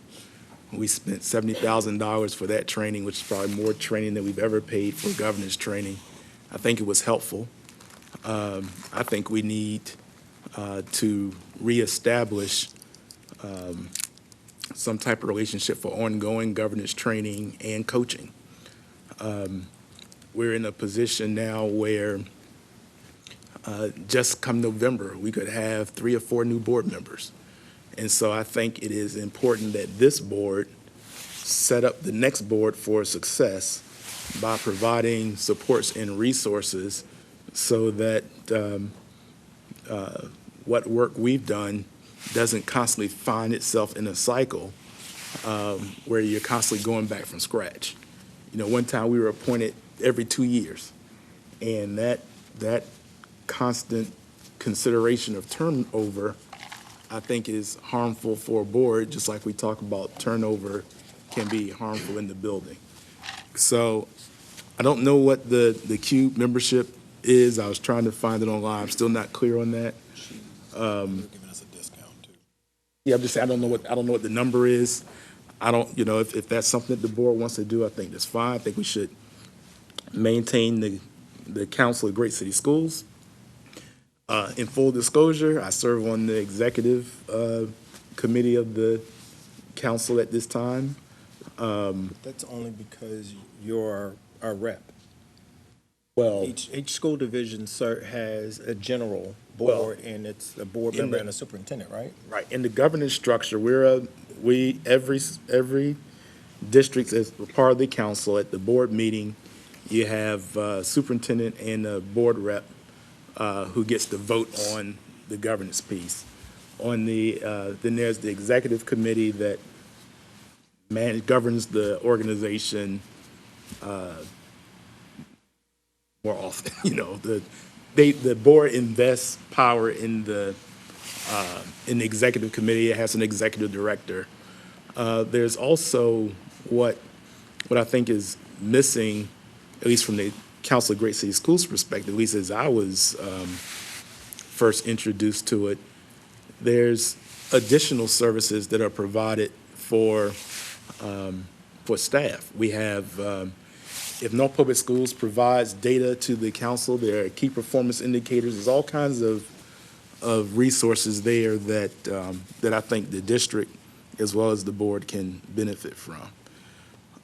So I actually think we should include a line item in our budget for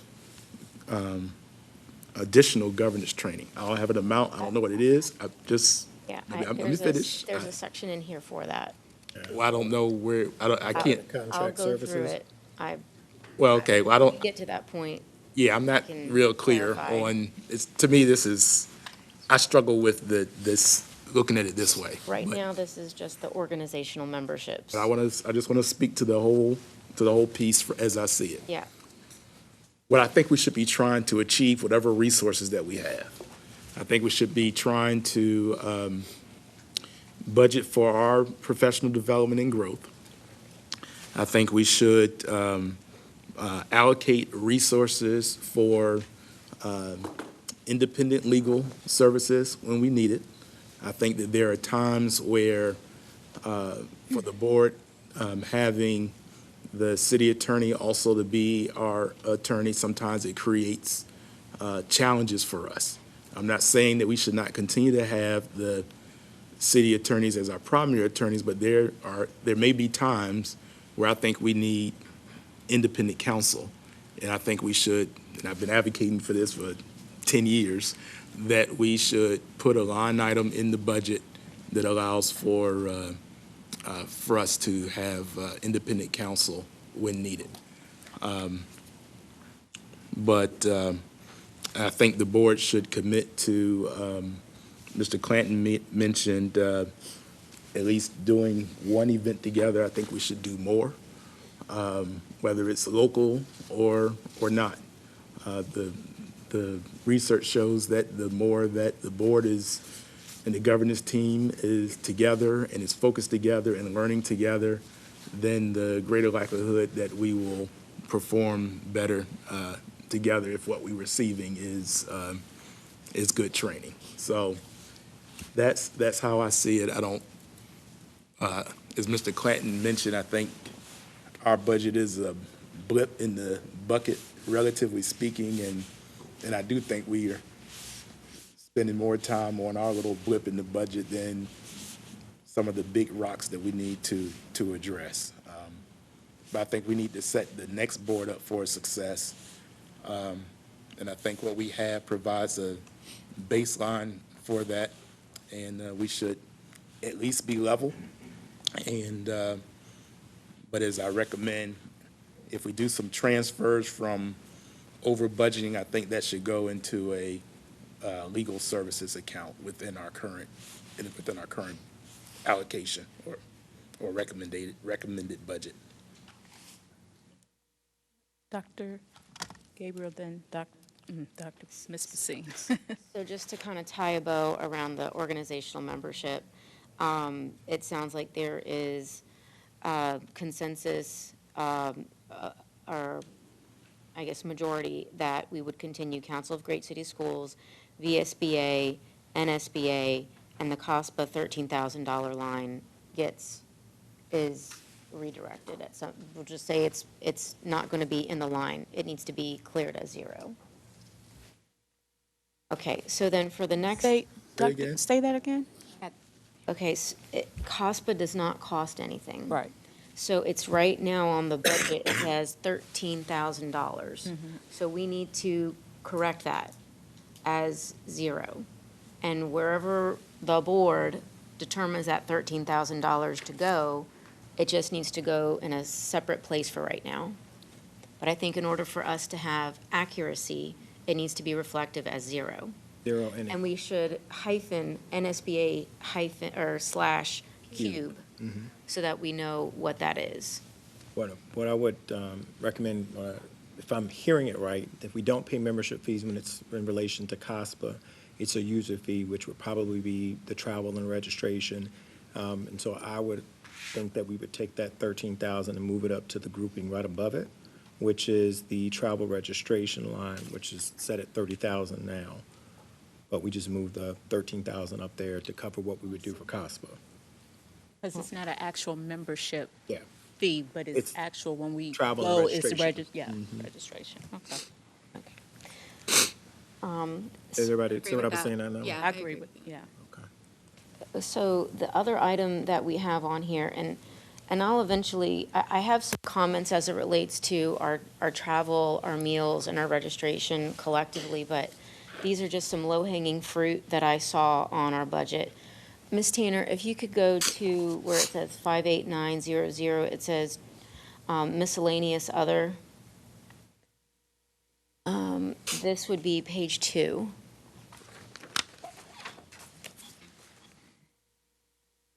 Page 2 of the document. Right at the top. Scroll up just a little bit. There you Yep, go. right there. So that $10,000, you had mentioned the word sunset, Mr. Clanton. That line item needs to sunset because that was That scholarship? something, yes, that was the scholarship that we had in place due to, Yeah, we remember. yes. We were trying, yes, there was an accident that was made and we were trying to make sure that we were, Fulfilled our- doing the right thing. So that item needs to be removed from the budget. That's the miscellaneous? Yes. Okay. It is miscellaneous purchases for school board Yeah. members. Or as was used before, go right now, go into a pot that may be used for a different purpose, such as Just- independent legal services. I mean, it can be used for, we're just going to call it the pot. Right. So, Okay. I mean, I'm not supporting legal services right now, but it's going to be our pot of money. Okay. Got it. Got leprechauns So at she the would end of that? zero Yes. out that line. Zero out that line. Okay. The other item is, if you go down a little bit lower to where it says part-time security officers. This cost, and I'm only sharing this because this is something that Ms. Tanner had brought to my attention, was that the cost of actually providing the security for the board is going up just because wages of what we contract with are going up. So Ms. Tanner had suggested $7,000. If you all are okay with that, that probably needs to be bumped up to $7,000. So is that, because, what is it, wait a minute, where is it? 5,000. So maybe we can take a portion of that 10,000 and move I 2,000 mean, over? it can be Whatever, yeah. redistributed. Ms. Tanner doesn't anticipate that has she provided an overall cost that she anticipates That's for what the I was whole gonna year ask. before you make any adjustment? Well, I know that we have 5,000, and the thought process was to add an additional 2,000 because of what the anticipated needs would be due to the increase in the contracted services. And if Ms. Tanner wanted to. And if we had, and, because right now we're just using one, we scale back to one, but if we could have two, like we were doing before, like we had our security and we had the sheriff's, but getting back to having the coverage of two, The total cost for that for the year would be what? close to what she's saying, between maybe $7,000 for the year, with the increase we just gave them. Would you be It able could be to, five, it could be close to 5,000. I mean, I can't tell you off the top of my head. but could you But- find out and then let us know? I can so tell you we can specifically make that what a it We will could be get an with the new, exact, what we. yeah, if we could get an exact cost, so that way Okay. we're prepared. Right now, we're just using one, as opposed to needing two. The next line item, if you could scroll up, Ms. Tanner, where it says contract services on page 3. It's for 97,000, right here. So this is where we have advanced strategies. We have our Swagit services, which is the live streaming, and then we have this line item for professional development. And that's where we have funds set aside for governance training. And let me just kind of pull my notes real quick. So advanced strategies is $47,000. The live stream is $3,500. So right now, we have approximately $46,500 in governance training. That's what we would pay if we were to have Valbrun Group, for example, do governance training for the team. So in our budget right now, we do have funds for a governance training. It's there. So it's there, we just. It's there. Okay, well, it needs to be broken out better. It's, I mean, that's what that Like the line other item one. is. Well, I'm Add saying, them up next saying to you're sharing detailed stuff that we don't have. I mean, this is just, I looked at it and I'm like, okay, so what does this mean? What is that, what exactly is covered in this grouping? And so that's all that is. Right, so, May I ask, oh, Go ahead, Ms. Basine. so I appreciate your clarification that you're providing. Can you share exactly where you got that information from? I mean, because I don't see, how do we know that's governance training, I guess is what I. Because I asked Ms. Tanner. Okay.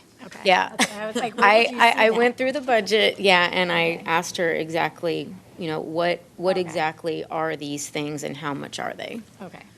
We pay Advantage It's like Strategies $39.50 a month. And I'm then you- sorry? I said we pay Advantage Strategies $39.50 a month. And we have that year, yeah. And So when you it add basically together. comes out to $47,000, Yeah. which sounds right when I remember us going through the contracts with them. Right. And I'm glad you brought that up because I was going to ask about that as well.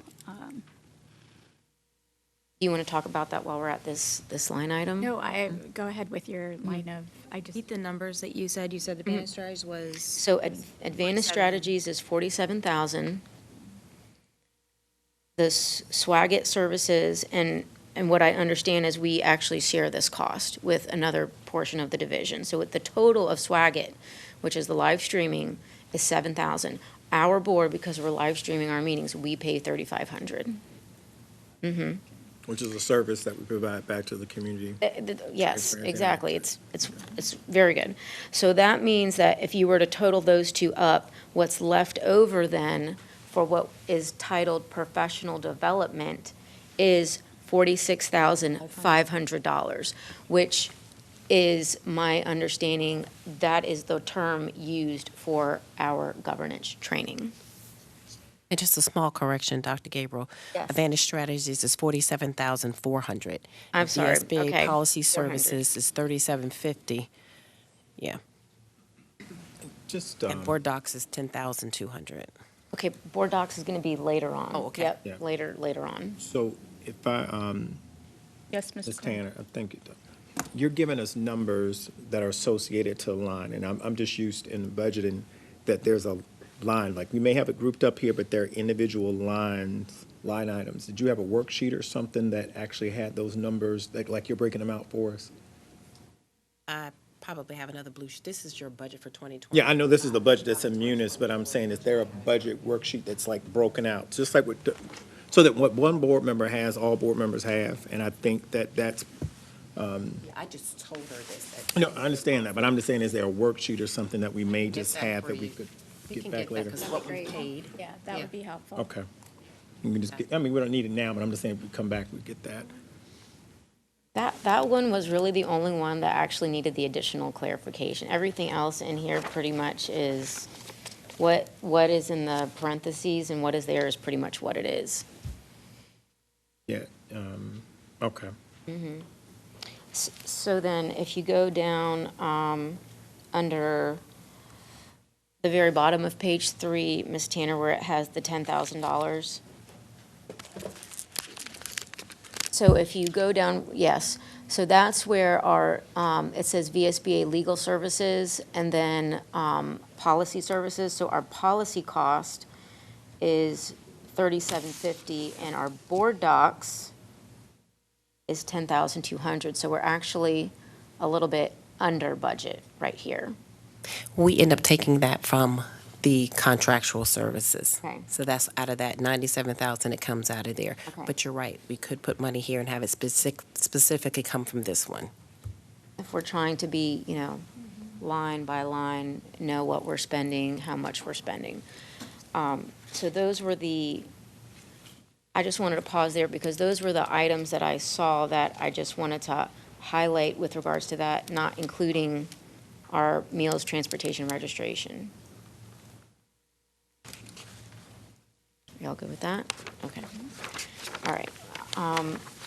So, I totally understand and agree and have benefited from our professional development here, and especially as a new board member coming on.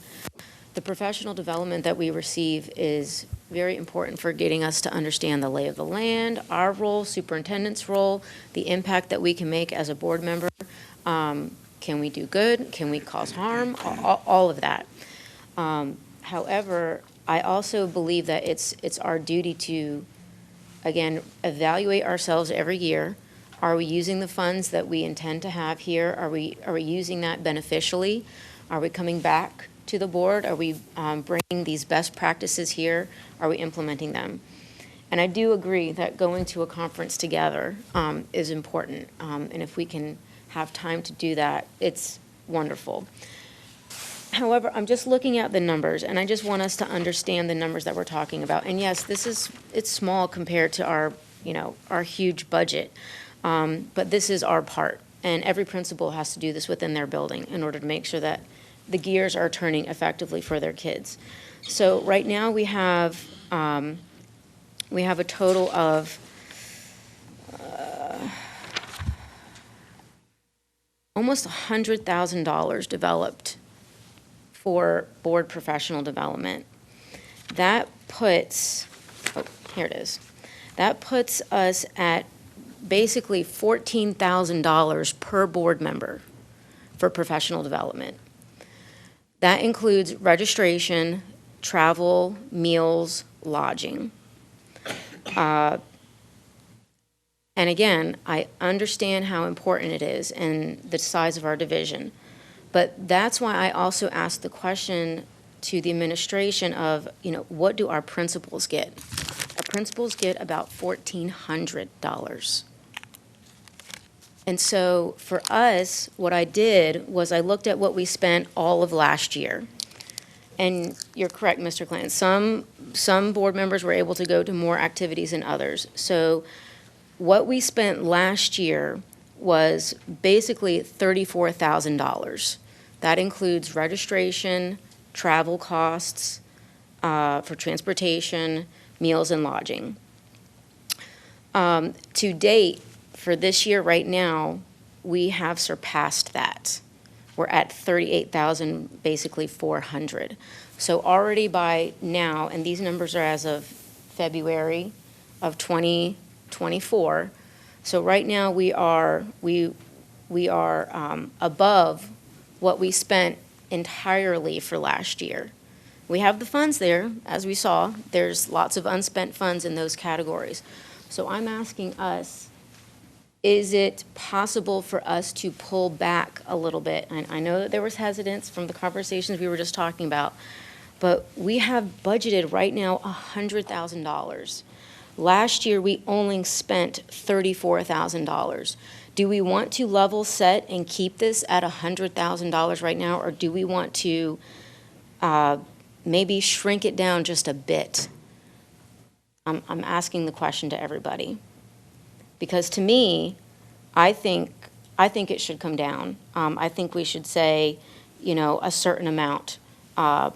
If we were to do even $40,000, that gives every board member $5,000. But it's just a topic that I want everyone to consider and understand the numbers that we're dealing with here. Ms. Basine, then Dr. Martin.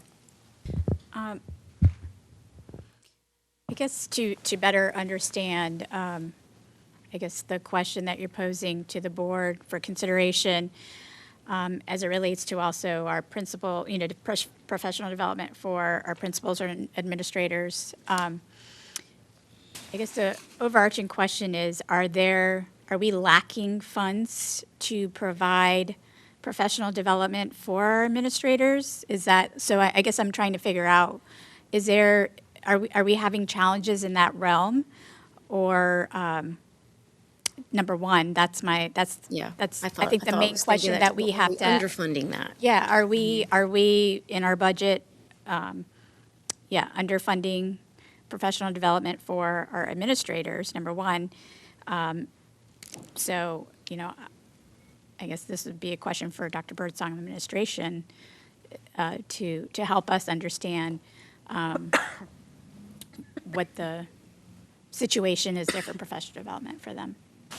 So if I'm being asked, comparatively speaking, based on what you said about school board members and instructional leaders who are responsible for teachers and children, I can see the disparity in that, in your thinking about, board members are spending, per board member a certain amount versus what building principals are spending. I can see the disparity in that, if that's what I'm being asked. No, I appreciate that, but I'm asking, are we lacking funds if a principal wanted to engage in professional development, are they being held back from engaging in that because there are no funds available? I don't believe they are, because our principals want to spend time in their buildings. We know professional development is important. Believe me, we appreciate and understand the importance of that. But I think definitely after the pandemic and the shortage of teachers that we are experiencing, I believe principals want to be in their schools more to make sure they're able to fill in the gaps effectively. So you're going to find that overall principals are trying to stay in their buildings. And I know there'll be a time when they'll want to travel more and get out of their buildings more and be able to get additional training. I think there will be a time, but I can say overall, I know for a fact my principals feel very committed to what they're doing, and they feel the need to be in their buildings more. So you're not going to have those requests to be out of the building often, especially with the gaps in staffing that we have. Is it beneficial for them to engage in professional development? Absolutely. And that is the reason why we focus so much on providing them professional development within our school division. And we do so on a monthly basis, and I know it is top-notch professional development. It is definitely top-notch. So I think we do a good job of providing for our principals' needs right here in Norfolk Public Schools. Thank you for saying that, and I know all of us have heard, even from members from other districts, say what great professional development that Norfolk Public Schools right. provides. But I appreciate the clarification and wanted to, first confirm whether we are having funding shortages for professional development for our administrators. And two, I think that if you just look at the total cost and comparing that between board members and administrators, yes, it appears like there is a disparity. However, unlike our esteemed, principals, and they are expertise in this area, whereas board members are not. And so for us to be able to perform at a level that I think is required of us in this role, I think it necessitates professional development, perhaps at a greater level. I know I'm trying to be conscientious of what I participate in, and even to, I think Ms. Stone's point earlier, there are oftentimes sessions that are more operational in nature, and I've learned over the 9 years that I try to be focused on those that are real governance related. So I try to think about that when I'm choosing, the conferences that I go to or not. But I think there's value in professional development, and I've said this over the years, that I think it's hugely beneficial for all of us to participate in professional development as a team, individually, whatever you need to do to be effective board members, because as Mr. Jordan said earlier, excellence in the boardroom is excellence in the classroom, and I think we're seeing some of the benefit of our professional development playing out in terms of our behavior with one another and in the way that we're asking questions and just trying to be more focused on our students. So for me, I appreciate, you bringing the question up, but I just wanted to share my thoughts about that. Dr. Martin? Yeah, so that's going along the lines of that, was it $1,600? 1,400. Because they're getting professional development within their building, but also the district is, also providing professional development opportunities. So it's not that that's all they're getting. And my second comment is I would recommend, instead of saying this is how much we didn't spend last year, look at the last 3 years and maybe take an average of that. Because, year to year, it could fluctuate if, some people can't travel for whatever reason. So I think that'd be, if we do decide to change that number, I think. Yeah, and COVID was in there, so I know a lot of us did not do anything during that time, so, but yes, that would be, we could do that when we look at the budget, what was the average over 3 years, and I do like 3-year trends. Ms. Stone? I'm hearing a lot of people say that we want to do more targeted, not targeted, that's not the right word, group things. So whether it be conferences together or trainings together or governance trainings together, I just want to put the bug in our ears that means we might be able to think about our memberships and think about what our goals are for that year, or what it is we want to do as a team. And maybe we don't need all of the memberships, even though they all have benefits. Maybe we can think about that instead of each of us going to individual things. Maybe that is part of the discussion about which ones are most helpful to us as a board as a whole, and we can consider it in the discussion. Well, I'll quickly say that VSBA provides a variety of training. You know, you went to new member orientation. I sat in new board chairman training, was very helpful for me, continues to be helpful for me. And so that is a value. I see all of them as being a added value to what we do. Council of Great City Schools, I went in October. I was able to talk to many people, individuals from other urban school divisions that are much larger than ours, but have some of the same challenges. And like Mr. Clanton shared, that you're able to talk to superintendents, division leaders about best practices, especially if they're dealing with the same challenges you are and have been successful.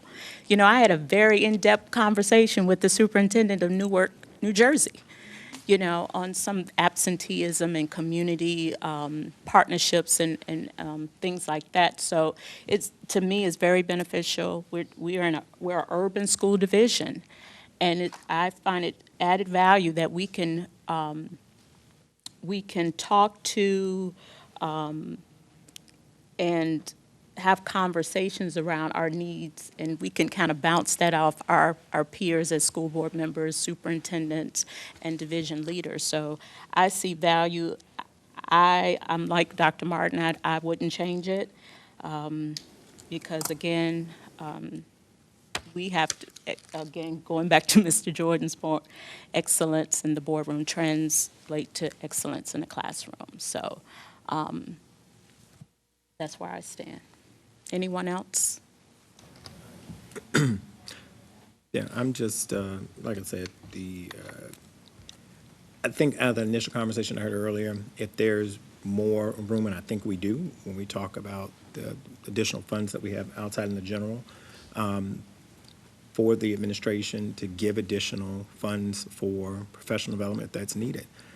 That's what's presented down to us. I think that what we have here, it's good that we're having this discussion so that everyone's on the same page, but I would agree that I think what we have is good in level funding, and I mean, it's a drop in the bucket for everything else that we have here. And then I had to think about it. I was like, the amount that we're talking about is compared to 6 people, and if we were to go in and cut, how much is that really making an impact across the division? It's not. And I think that, but I appreciate what you brought there, Dr. Gabriel, because we need to have this conversation and to say, hey, are we committed to it? And that's one of the things that we talked about at the retreat. All of us being on the same page, even if we don't agree, but there's being consensus around the board. And if this is the budget that we have here, you know, we stick to it, and then guess what? We talked about this year. We come back next year and say, is this still the same way? Do we feel that we get the same value out of it? But I think it does make us take a better look at, okay, what are we doing together? What are we coming in to facilitate? How are we supporting as a governance team? Back those items. And bringing back, you know, Conference. and along, I've said it, you know, do we establish something amongst ourselves when we go to conference that we have maybe a couple amount of time where we kind of report back out to one another, hey, this is the experience I had, or share. I think that might be something that we could definitely, you know, and share, that we could utilize. But I appreciate the opportunity to have a conversation. I think that I would support just keeping it where it is now. I do still, I don't know about the whole stipend piece, it don't matter to me, but I'm just saying, if we are going to look at that, we need to say so now, this year, because. Stipend. Oh, the Yeah. stipend piece, The board stipend, again, those who are watching, 3,000 for board members, 5,000 for the chair, and it has not changed. It's still the appointed stipend for, I guess, as long as it be here. I mean, but we just need to make a determination. I know that Portsmouth did something maybe about 4 years ago, and Virginia Beach and others, but we just need to make a consensus around it if we're going to even look at that, because this is the time. I agree with looking at that. Ms. Stone, you agree? I feel entirely too biased in this decision, but I will add that I think that is the conversation we're in, we're biased about our budget, and we have to be aware of that. And so I'm trying to benchmark my comments. Yes, I think it's something to look at. I've said that for years. It was a limiting factor for me looking at being on the board for a long time. I am fortunate enough to be in a position where I had a wonderful employer who was willing to work with me and an earning capacity that made it possible for me to take the time, but it wasn't something I was able to do before when I was originally thinking about doing this. And I know from conversations that finding people that are willing to put the time in, the stipend definitely does self-select to some degree, because people are not able to take the time or the time from work and to afford the commitment that it takes. And so for the board to be as well-rounded as it could be, it's something to consider for the time that we put into it. And personally, it would affect my ability to engage to some degree. I'm putting as much in, and I continue to try to put in wherever I can fit it in, but it definitely does affect work and where I'm able to engage and how I'm able to engage. I want to be clear that I will continue to, I am happy in this seat, and it doesn't change whether I'm happy in this seat or not, but it is a consideration for many people, and it was a consideration for me for quite a bit of time before I ended up here. I understand. Ms. Basine? I mean, I agree with what Ms. Stone has said. At this time, I think with part of some of the discussion that we've had, and I just would like to hear the thoughts of all my board colleagues around that. Dr. Gabriel? I don't think any of us are here on the board for a paycheck. We put so much time and effort into what we do each and every day, between the school visits, between prepping for meetings, following up after meetings, additional meetings, whether it's agenda planning, committee meeting, everything. It is a job in itself. And I try to share that with others too. And so if you have the means and the ability to do that, then you can. So it is self-selective, unfortunately. And we don't get that microcosm of the community that we may want, because, and I'll just speak for myself, full-time working, it's hard to get to do the things. I have to miss certain events just because I can't reschedule my schedule. And that includes going away to the conferences. If we take off of work, that some individual might need to have that go into their personal time off. And so it's a sacrifice. I'm open to hearing the conversations about it. But again, I also have to be reflective on the fact of some of the training that I've received in the past, that this is not our full-time job. This is a service that we are providing to the community. And so we're here to be the voice of the community and to help govern our school division, because we care so deeply about our kids. But we're not here to run the division. And so that is a very defining line that I think we also need to be very cognizant of. So I'm open to hearing about it. We are very underfunded when we compare ourselves to even just other divisions within the 757. But our heart is in the right place. So I think all that just needed to be said. Mm-hmm. Yeah. Appreciate that. Mr. Jordan? I'm looking at a spreadsheet from 2019 school board budget that I like to resend and share, that I think provides a pretty good way of breaking down all of our expenses. I think it's challenging to try to discuss it from that perspective. I agree that we're volunteers. I don't necessarily get paid vacations. It's a sacrifice that's made. I'm sitting here, to be honest, I'm sitting here thinking that we're spent more time on this budget discussion than we spent on monitoring student progress. And, which is, to me, something that we can continue to work on and work towards. I also tell you that when you look at these numbers, especially around travel and expenses, there are thousands of dollars that individual board members never submit to North Public Schools for reimbursement. Absolutely. And oftentimes we do it because we want to contribute back to the system. Sometimes we do it because we forget. But whatever the case is, what you think you're seeing here is the level of volunteer hours and personal expenses that is contributed back to the work of this board is probably far exceeds the total amount that we're discussing.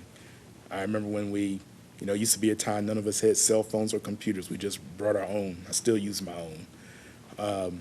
So I think it's a good discussion. I think it's an important discussion. I don't like the comparison between the board and the principals. I think that's a non sequitur, or it's not relational. If our Lord knows our teachers and our principals need more and better, and if that's what we need to provide supports in order to improve student outcomes, and to me, that's where the discussion needs to be in rest. I think level funding is fine. I still think that we need to have some opportunities for resources for council. But if I send you this spreadsheet and you can go through and update this spreadsheet for current dollars, where it shows every single line item on it, I think it would add value to the discussion that we're having. But I'm comfortable where we are, the memberships that we have, and I think we need to leverage better the investments that we have towards the benefit of the division, the benefit of the students. Mr. Clanton? Again, I think I mentioned about the funding piece there. I think Ms. Stone actually brought out, which was one of my biggest things when we talked about this maybe a couple years back, and that was the almost self-selecting, pre-selecting based on an individual's job ability and also their resources.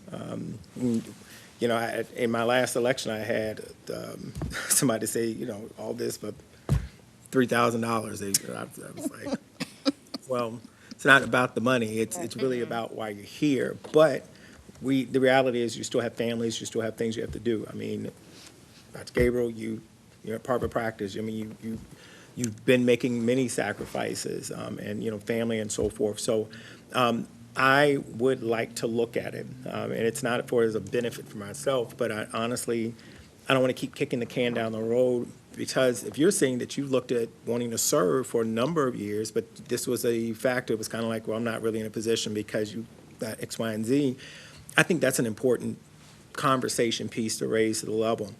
Board membership and participation, even when we were looking at with our last governance trainers before that, was talking about going to the community and educating folks about how to serve on the board and bring that voice and that perspective. So I think anytime that we have an opportunity to raise that level up, to create a level of transparency and opportunity within various sectors in our community, then we should look at that. At least have the conversation, bring something there. In that board governance piece, I mean, just like I know this may not be student, but at the end, if we're better, we have better representation and voice at the table, then again, it flows down. It's better for the school division. So I would encourage that we at least have something brought back that the board can at least look at what that looks like to the budget for this particular year going in there. Because if we change anything by statute, we have to do it between. This year, and it goes effective.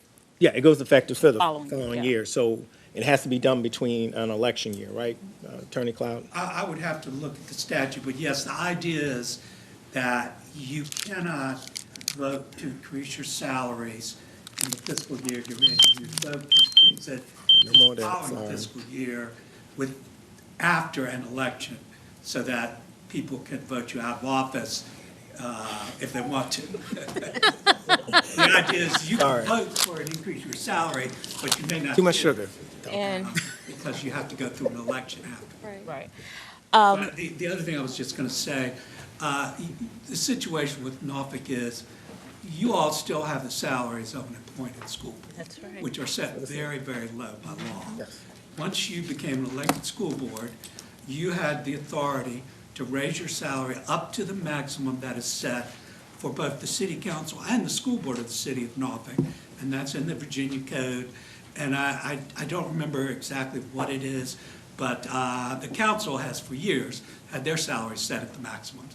And I think it's something like maybe 23,000 for the chair or the mayor, and maybe something like 20,000 for ordinary members. Thank you. So with that said, I think what help us too, to get, and I'll work with Ms. Tanner, maybe get some figures from surrounding school divisions, We've done that before. yeah, and look at that. That, Still got it.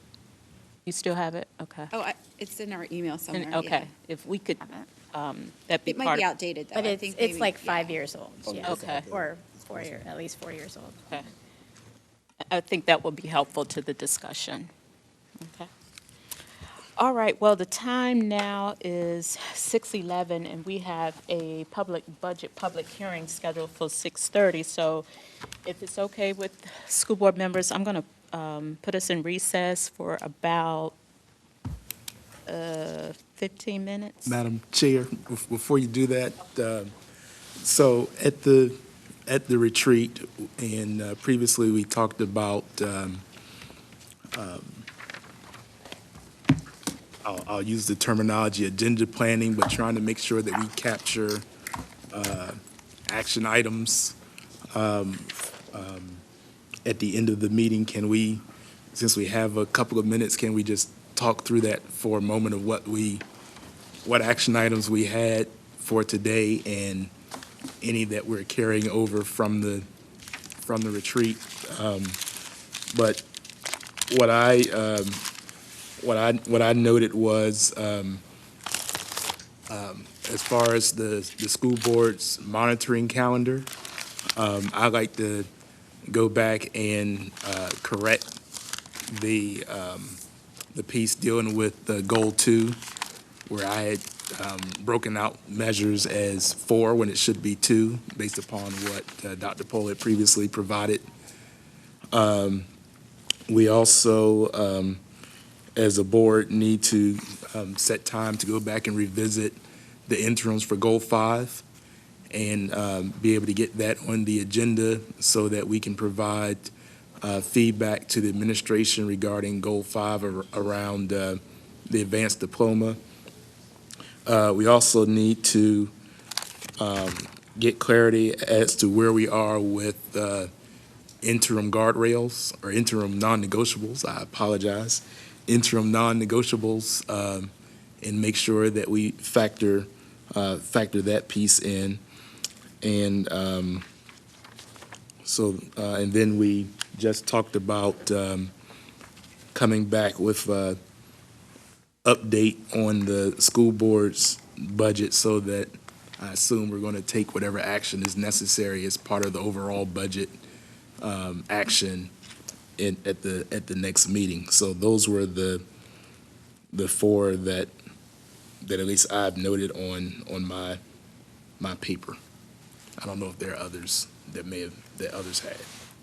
Going back to what you just said, from what I hear, everyone is in agreement to keep it at level funding.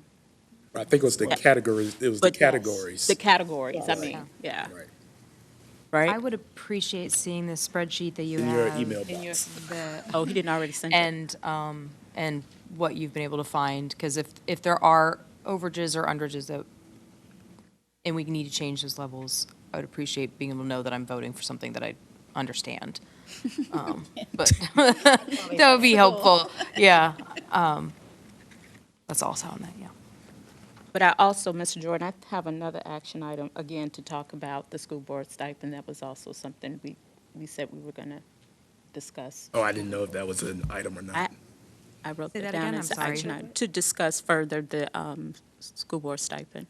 I think you were gonna go work with Miss Tanner Tanner, and look yeah. at the pieces. But I and just then put it share down that as, out. it Yeah. potentially could be a feature. Yeah, I discussion. would see it as an action item. It's obviously not, now with the For next- clarification, it would yeah. be, we'd be talking about next fiscal, so Right, it's not no, this it's- fiscal. yeah, but- yeah. Yeah, so. But the action would need to be voted on that at we some need point to- this year. Right, we need to make a decision, right. Ms. Basine? I was just going to add, the only thing I would add is, so we don't lose sight of it, is the school board meeting calendar that we need to come back Yes. to. Yes, So. and that was yeah. something I was going to share. And you said something about come back to me at next steps, so I don't know what you, Yeah. It's on the. Mr. Clanton? It's on the Yes, agenda. so I'm going to have to excuse myself. You know, I've got final dress tonight for the opera. But I did want to, with the budget, because my understanding is, based on the budget timeline, we're going to be taking action as a board at our next business meeting, correct? March 20th. Okay, so with that, and I know that Dr. Gabriel was not with us for our retreat, we had this whole discussion, and it came up about the whole CTE potentially at Lake Tyler. My question with that one is, Dr. Bursong, is that still a part of the budget proposal that we're taking up on the 15? I think that needs to be addressed by the board. It was in my original budget proposal. I was asked to remove it. I did so. So I'm not sure where the board stands with that recommendation at this time. So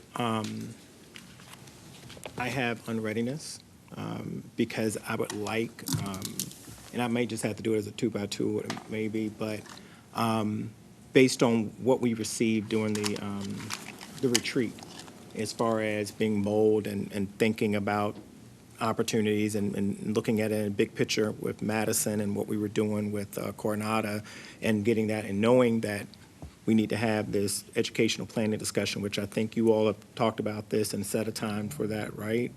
April 10th. April 10th. So that's to take up all the recommendations that have come from the consultants about realignment, timeline, and so forth. But I think that if indeed, in fact, we have charged our superintendent with thinking bold and coming with a proposal, and that was out there because we're getting communication around it and folks have seen it, I think that we should at least, because it's been out there, have some discussion around that. Look at it when we're talking about this proposal as a whole. If that is a part of a bigger, when I'm talking about proposal, I'm talking about the budget. If that's the superintendent's budget and it's being proposed to us, once we vote on it, then it becomes our budget submitted to City Council. But if that's one of the things in the recommendation, if there was some additional supporting information with that, I'll be perfectly honest, I didn't see it that weekend. It was up and down before I got a chance to see it. But you all know how I feel about career and technical education, and if it's anything that's going to move us and thinking about big picture, I'd like to be able to, and I don't know if when we get the budget that's there, but I would hopefully like to just say, I don't want to send it as a director for me as a member, but in our norms, that we have the superintendent send that back out at least to all of us as members so that we can effectively be able to communicate about it, get our questions around that, and then when we come back for the full budget, that we have an opportunity to give it just. And if it's coming as a recommendation from her to us, that we at least respect our leadership in that respect, that we hire her to do that, and that we as a board take that up, give the same level of consideration that we do with anything else. And then if it's something we go with this year, we go with it. If not, we don't. But I think it would be better that way. And that's just my recommendation. I hear you. Anyone else? I agree. If the superintendent is proposing something in her budget, then the full board should have the benefit of understanding what that is. And I am in full support of whatever we can do to be innovative, especially when it comes to career and technical education. So I would 100% support having that in the budget. And when I say that, I mean the feasibility funds to explore Lake Taylor High School as a career and technical school with consideration as a potential charter school. That is what we are discussing right now. And I am in full support of having that in the budget. Anyone else?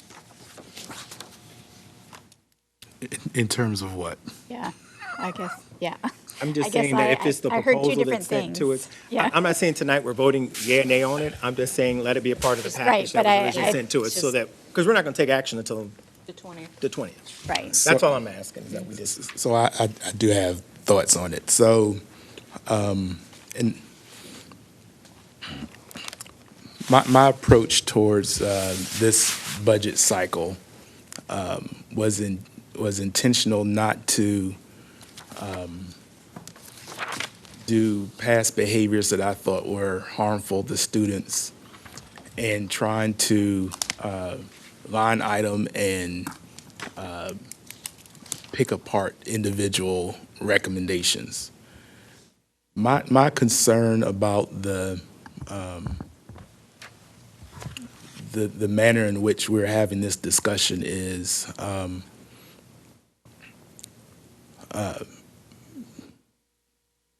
so I felt blindsided. We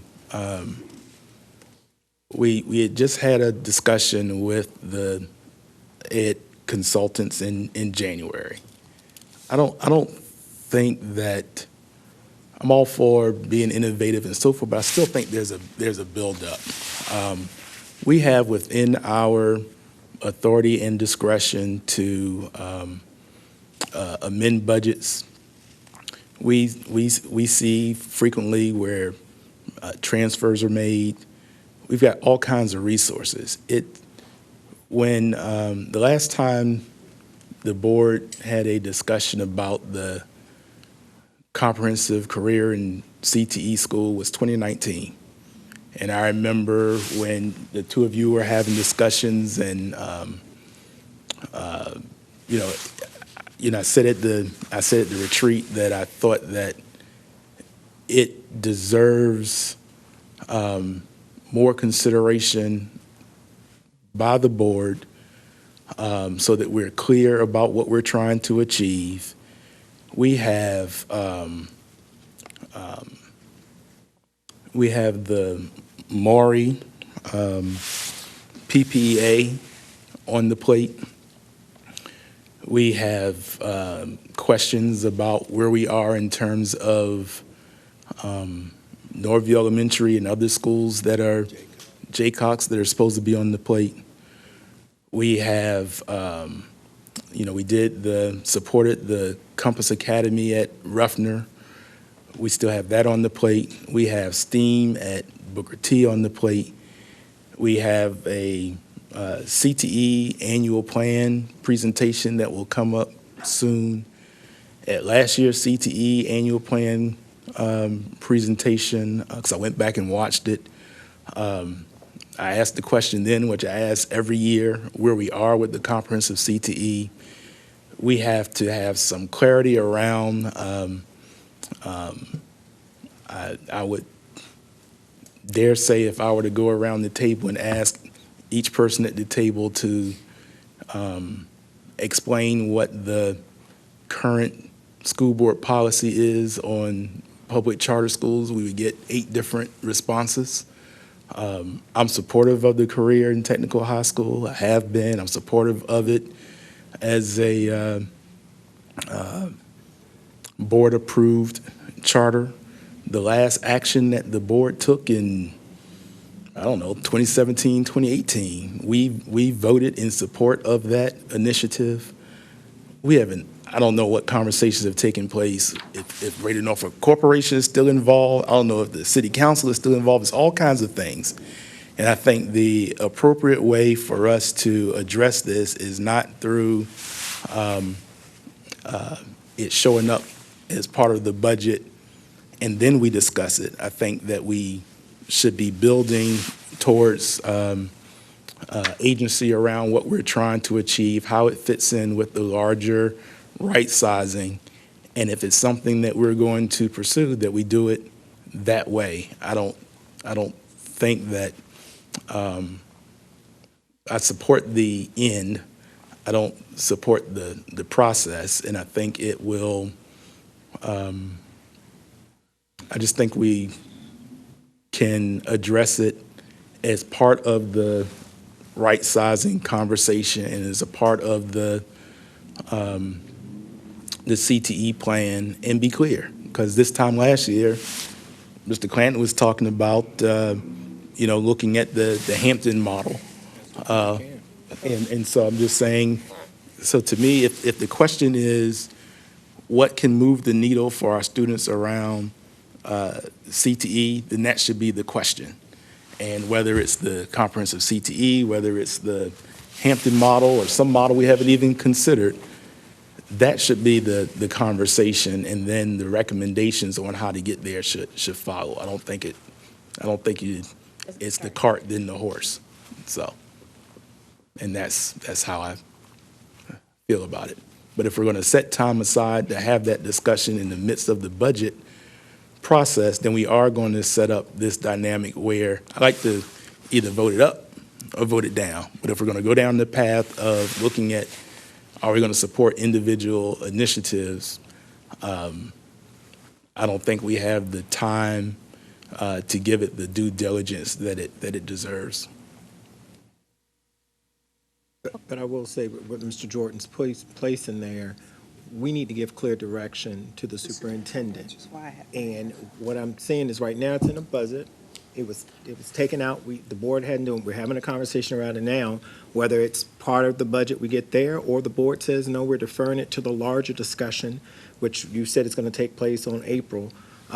We just need to give clear direction that the board as a whole is given a direction as to what we're going to do. And that's the only reason why I'm bringing it up before I leave out of here, because I think that we owe that to the superintendent. We owe that to the community, for those who are invested in this one and who've been speaking about it.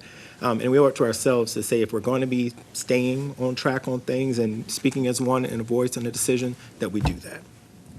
I hear you. So. I'd like to speak. Yes. Thank you. So, Mr. Jordan, thank you for recapping. I'd like to recap from what I said on Friday as well. I did put that recommendation within my budget, and it was a result of me working with my team of chiefs, with my executive leadership team, the building principal, around what we could do that was innovative and bold for the next school year, and if it had budgetary implications, that I needed to include it in my budget. I regret that a board member or two may have felt blindsided by the initiative. I'm not sure why, because everything in the budget was new to the school board. None of the initiatives in my proposal had been presented to the board. That is the purpose of my budget presentation, of the proposal. It should set forth my direction in terms of the following school year, things that I would like to propose, things that, of course, like I said before, will have budgetary impact, and to share that with the board. I've been told time and time again, we're going to support you. We want you to be bold and innovative. And I was doing so at the direction of the board. So I was blindsided, if we're going to use that term, that I was asked to pull it out, because I didn't understand why, and I still don't understand why. It was my recommendation. I followed the same process that I have for 5 years with a budget proposal to this board. I meet with my team, I meet with teachers, I meet with students, I meet with principals to talk about some things they would like to see in the budget. And as a result of that, I make a presentation to the board. I did so. And so if what I did in terms of the process was wrong, then I need to have a better understanding of what the board's expectations are, because I believe I have followed those expectations, but for whatever reason this year, there was a change that was not communicated to me. So in addition to you discussing my recommendation, the proposal that I put forth, then if the board wants to change its direction to me regarding the budget process, please let me know, because I'm not aware of any changes. I think I have demonstrated to you that when I'm asked to do something, I take it seriously, and I work with my team to get it done, and that's what we did. So if the process is changing, I'd like to know what the new process is so that I can act accordingly. Thank you. Thank you, Dr. Bersong. Well, I said, I don't know, 20 minutes ago to be back in 15 minutes. So the public hearing is starting at 6:30, but I do want to give everyone a little break to kind of, you got to, yeah, ladies' room. So I'm going to recess us for 5 minutes, and we'll be back here at 6:35.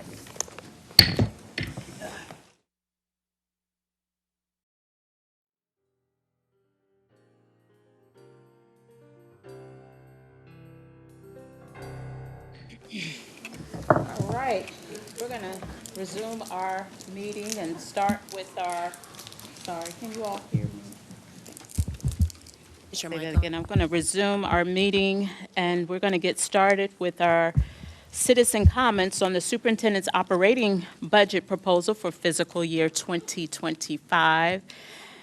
Ms. Tanner, do we have anyone signed up to speak tonight? Yes, for Oh, I'm sorry. Dr. Bersong? Madam Chair. Oh, that's right, I'm sorry. Yes, we'd like to just provide an overview of the You're budget right. first. For a second. Thank you, Dr. Birdsong. Yes, I'm sorry, Ms. Spivey.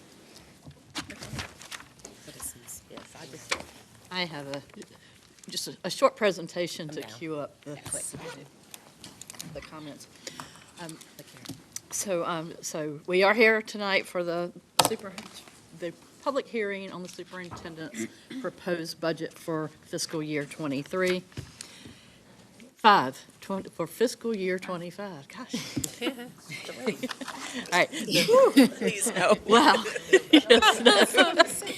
Okay, the superintendent's priorities for this budget were compensation, employee recruitment and retention, right-sizing the school division, safety, security, and building maintenance, instructional and social emotional resources for students and schools. Ms. Tanner, do you have access to? Thank you.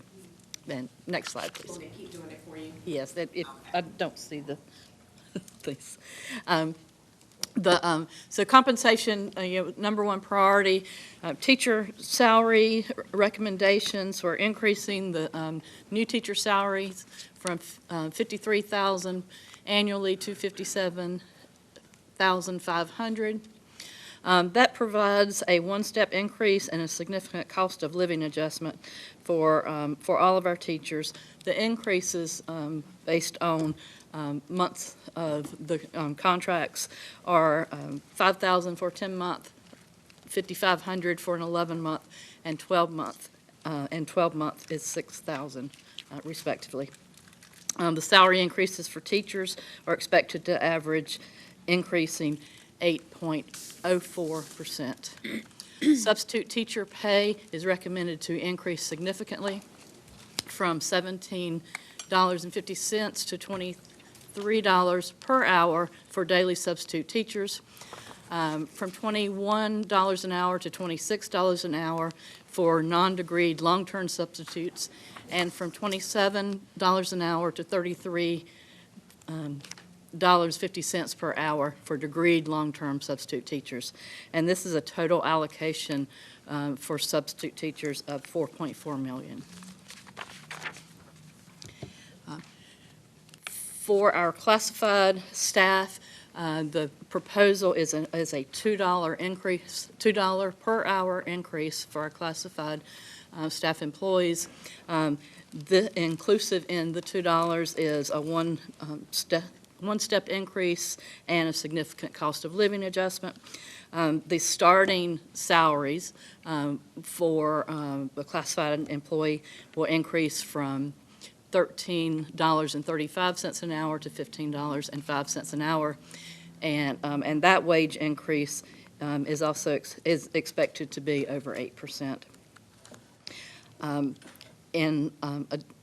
The salary recommendations for school level and central administrative staff is an increase of $5,500 for 11-month contracted employees and $6,000 for 12-month employees, and this is expected to be an average increase of 5.94%.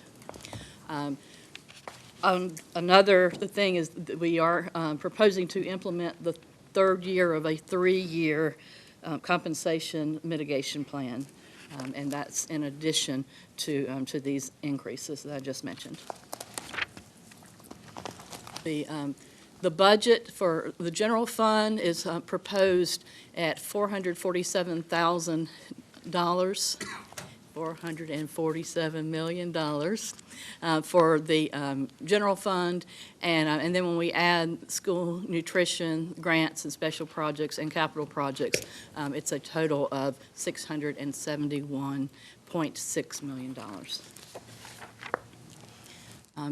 The general fund budget is 72% of that budget is for instructional services, and then looking at it with the expenditures categorized a different way, 84% of the budget is for employee salaries and benefits. And the capital improvement plan, this is just the additional proposed expenditures. So some of these projects have already started and already have initial funding.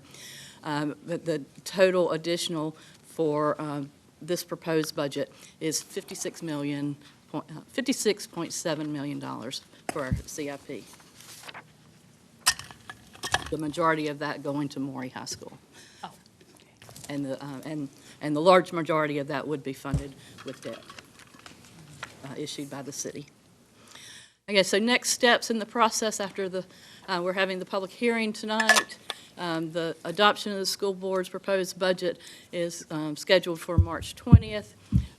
That would be submitted to the city by April 1st, which is a statutory date. The city of Norfolk, will hold a public hearing on the operating budget and the CIP, and then once we know from the city exactly what they adopted, we will bring it back to you for adoption. Hopefully by May 15th. By May 15th, yeah. Thank you. Thank you. Ms. Spivey knows how to give a presentation, give you the meat and finish. Okay, so at this time, Ms. Tanner, we're ready to have our speakers come up.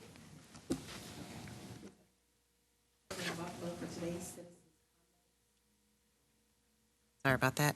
We have 3 speakers. Today's speakers signed up to speak before the start of today's public hearing. You are required to state the topic you're addressing prior to providing your public hearing comments. When your name is called, please come forward to the speaker's podium, state your name and whether you have a child in Norfolk Public Schools, or if you are employed by the district, and state your agenda items for the public hearing. One person is to speak at a time. If you are representing a group, state the group's name. You may ask your group members to stand and please be recognized. Speaking time is limited to 3 minutes. A timer is set with an alarm that will signify the end of your speaking time. State your position and give relevant facts and relevant data. Avoid saying anything that identifies students or personnel information about individual employees. Personnel, disciplinary, and confidential matters may be addressed to the school board directly via email at schoolboard@npsk12.com. Comments should be addressed to the board and not addressed to an individual member. School board members do not respond to public comments at the time they are given. Any written statements or supporting materials should be given to the clerk. Our first speaker for today is Charlotte Smith Worley, followed by Liz Albert.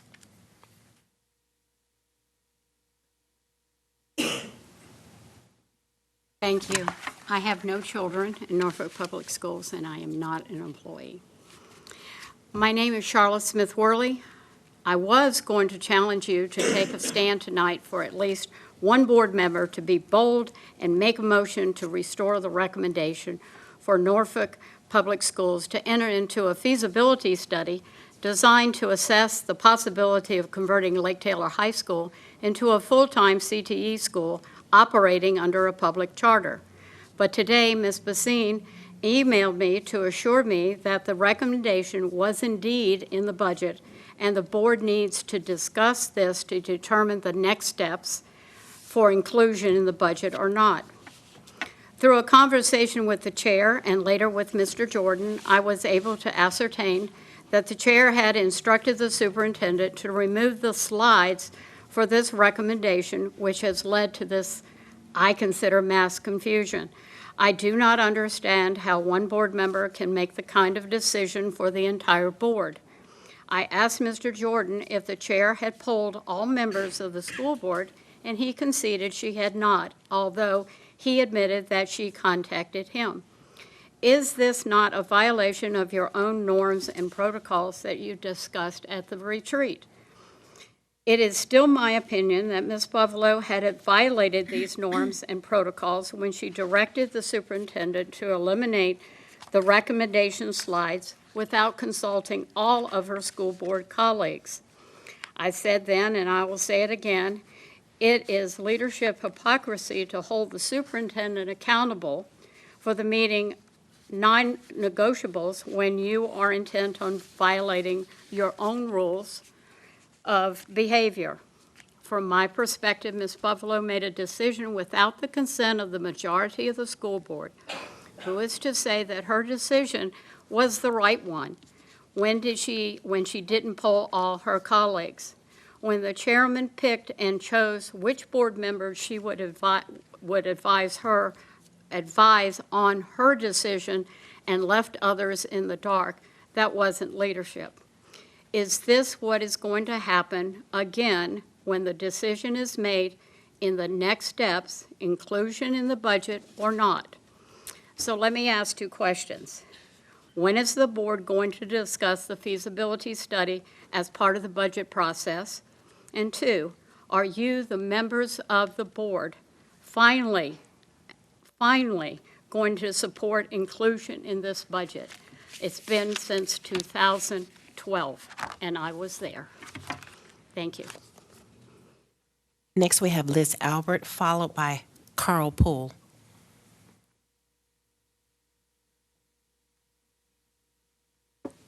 I'm going to be talking also about Lake Taylor High School and being removed from the proposal, and it appears to be in the budget and hopefully will be talked about. My name is Liz Albert, and I do not have children enrolled in Norfolk Public Schools, but I do pay real estate taxes in the city of Norfolk. The board has been advised that due to declining enrollment, you can close or consolidate as many as 19 schools, one of which would be a high school. Currently, 2 high schools are very under-enrolled, Booker T. Washington and Lake Taylor. The board would never close Booker T. Washington out of respect for its history, plus the board has had discussions about plans for a STEAM program there. So that leaves Lake Taylor High School on the neglected east side as the sacrificial lamb. Dr. Birdsong's recommendation not only has the potential to save a high school that has its own proud traditions, but if it were to be a regional career and technical facility, as the mayor suggested in 2019, it could be a game changer for Norfolk Public Schools. Thus, I look forward to this being discussed as part of the budget process.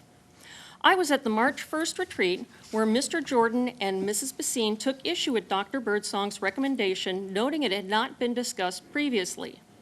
The superintendent pointed to another program in the budget that hadn't had the benefit of discussion either, because it was a new, innovative program, and yet there was no objections to it. To me, this says that the initial removal of the feasibility study recommendation was politically motivated. As a citizen, I also have a problem with the underhanded way it was removed by one board member without the knowledge and consent of the entire board.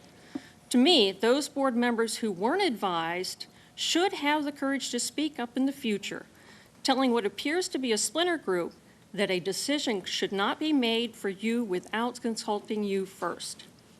On a side note, I believe the splinter group can be identified. At the retreat, Mr. Jordan referenced a conversation that took place on school business between him, Chairman Buffalo, Mrs. Basine, and your facilities consultants. This is concerning because an informal assemblage of 3 members of the board discussing public business constitutes a violation of FOIA law. I trust Attorney Cloud will work to correct future violations. Thank you. Next, we have Carl Poole.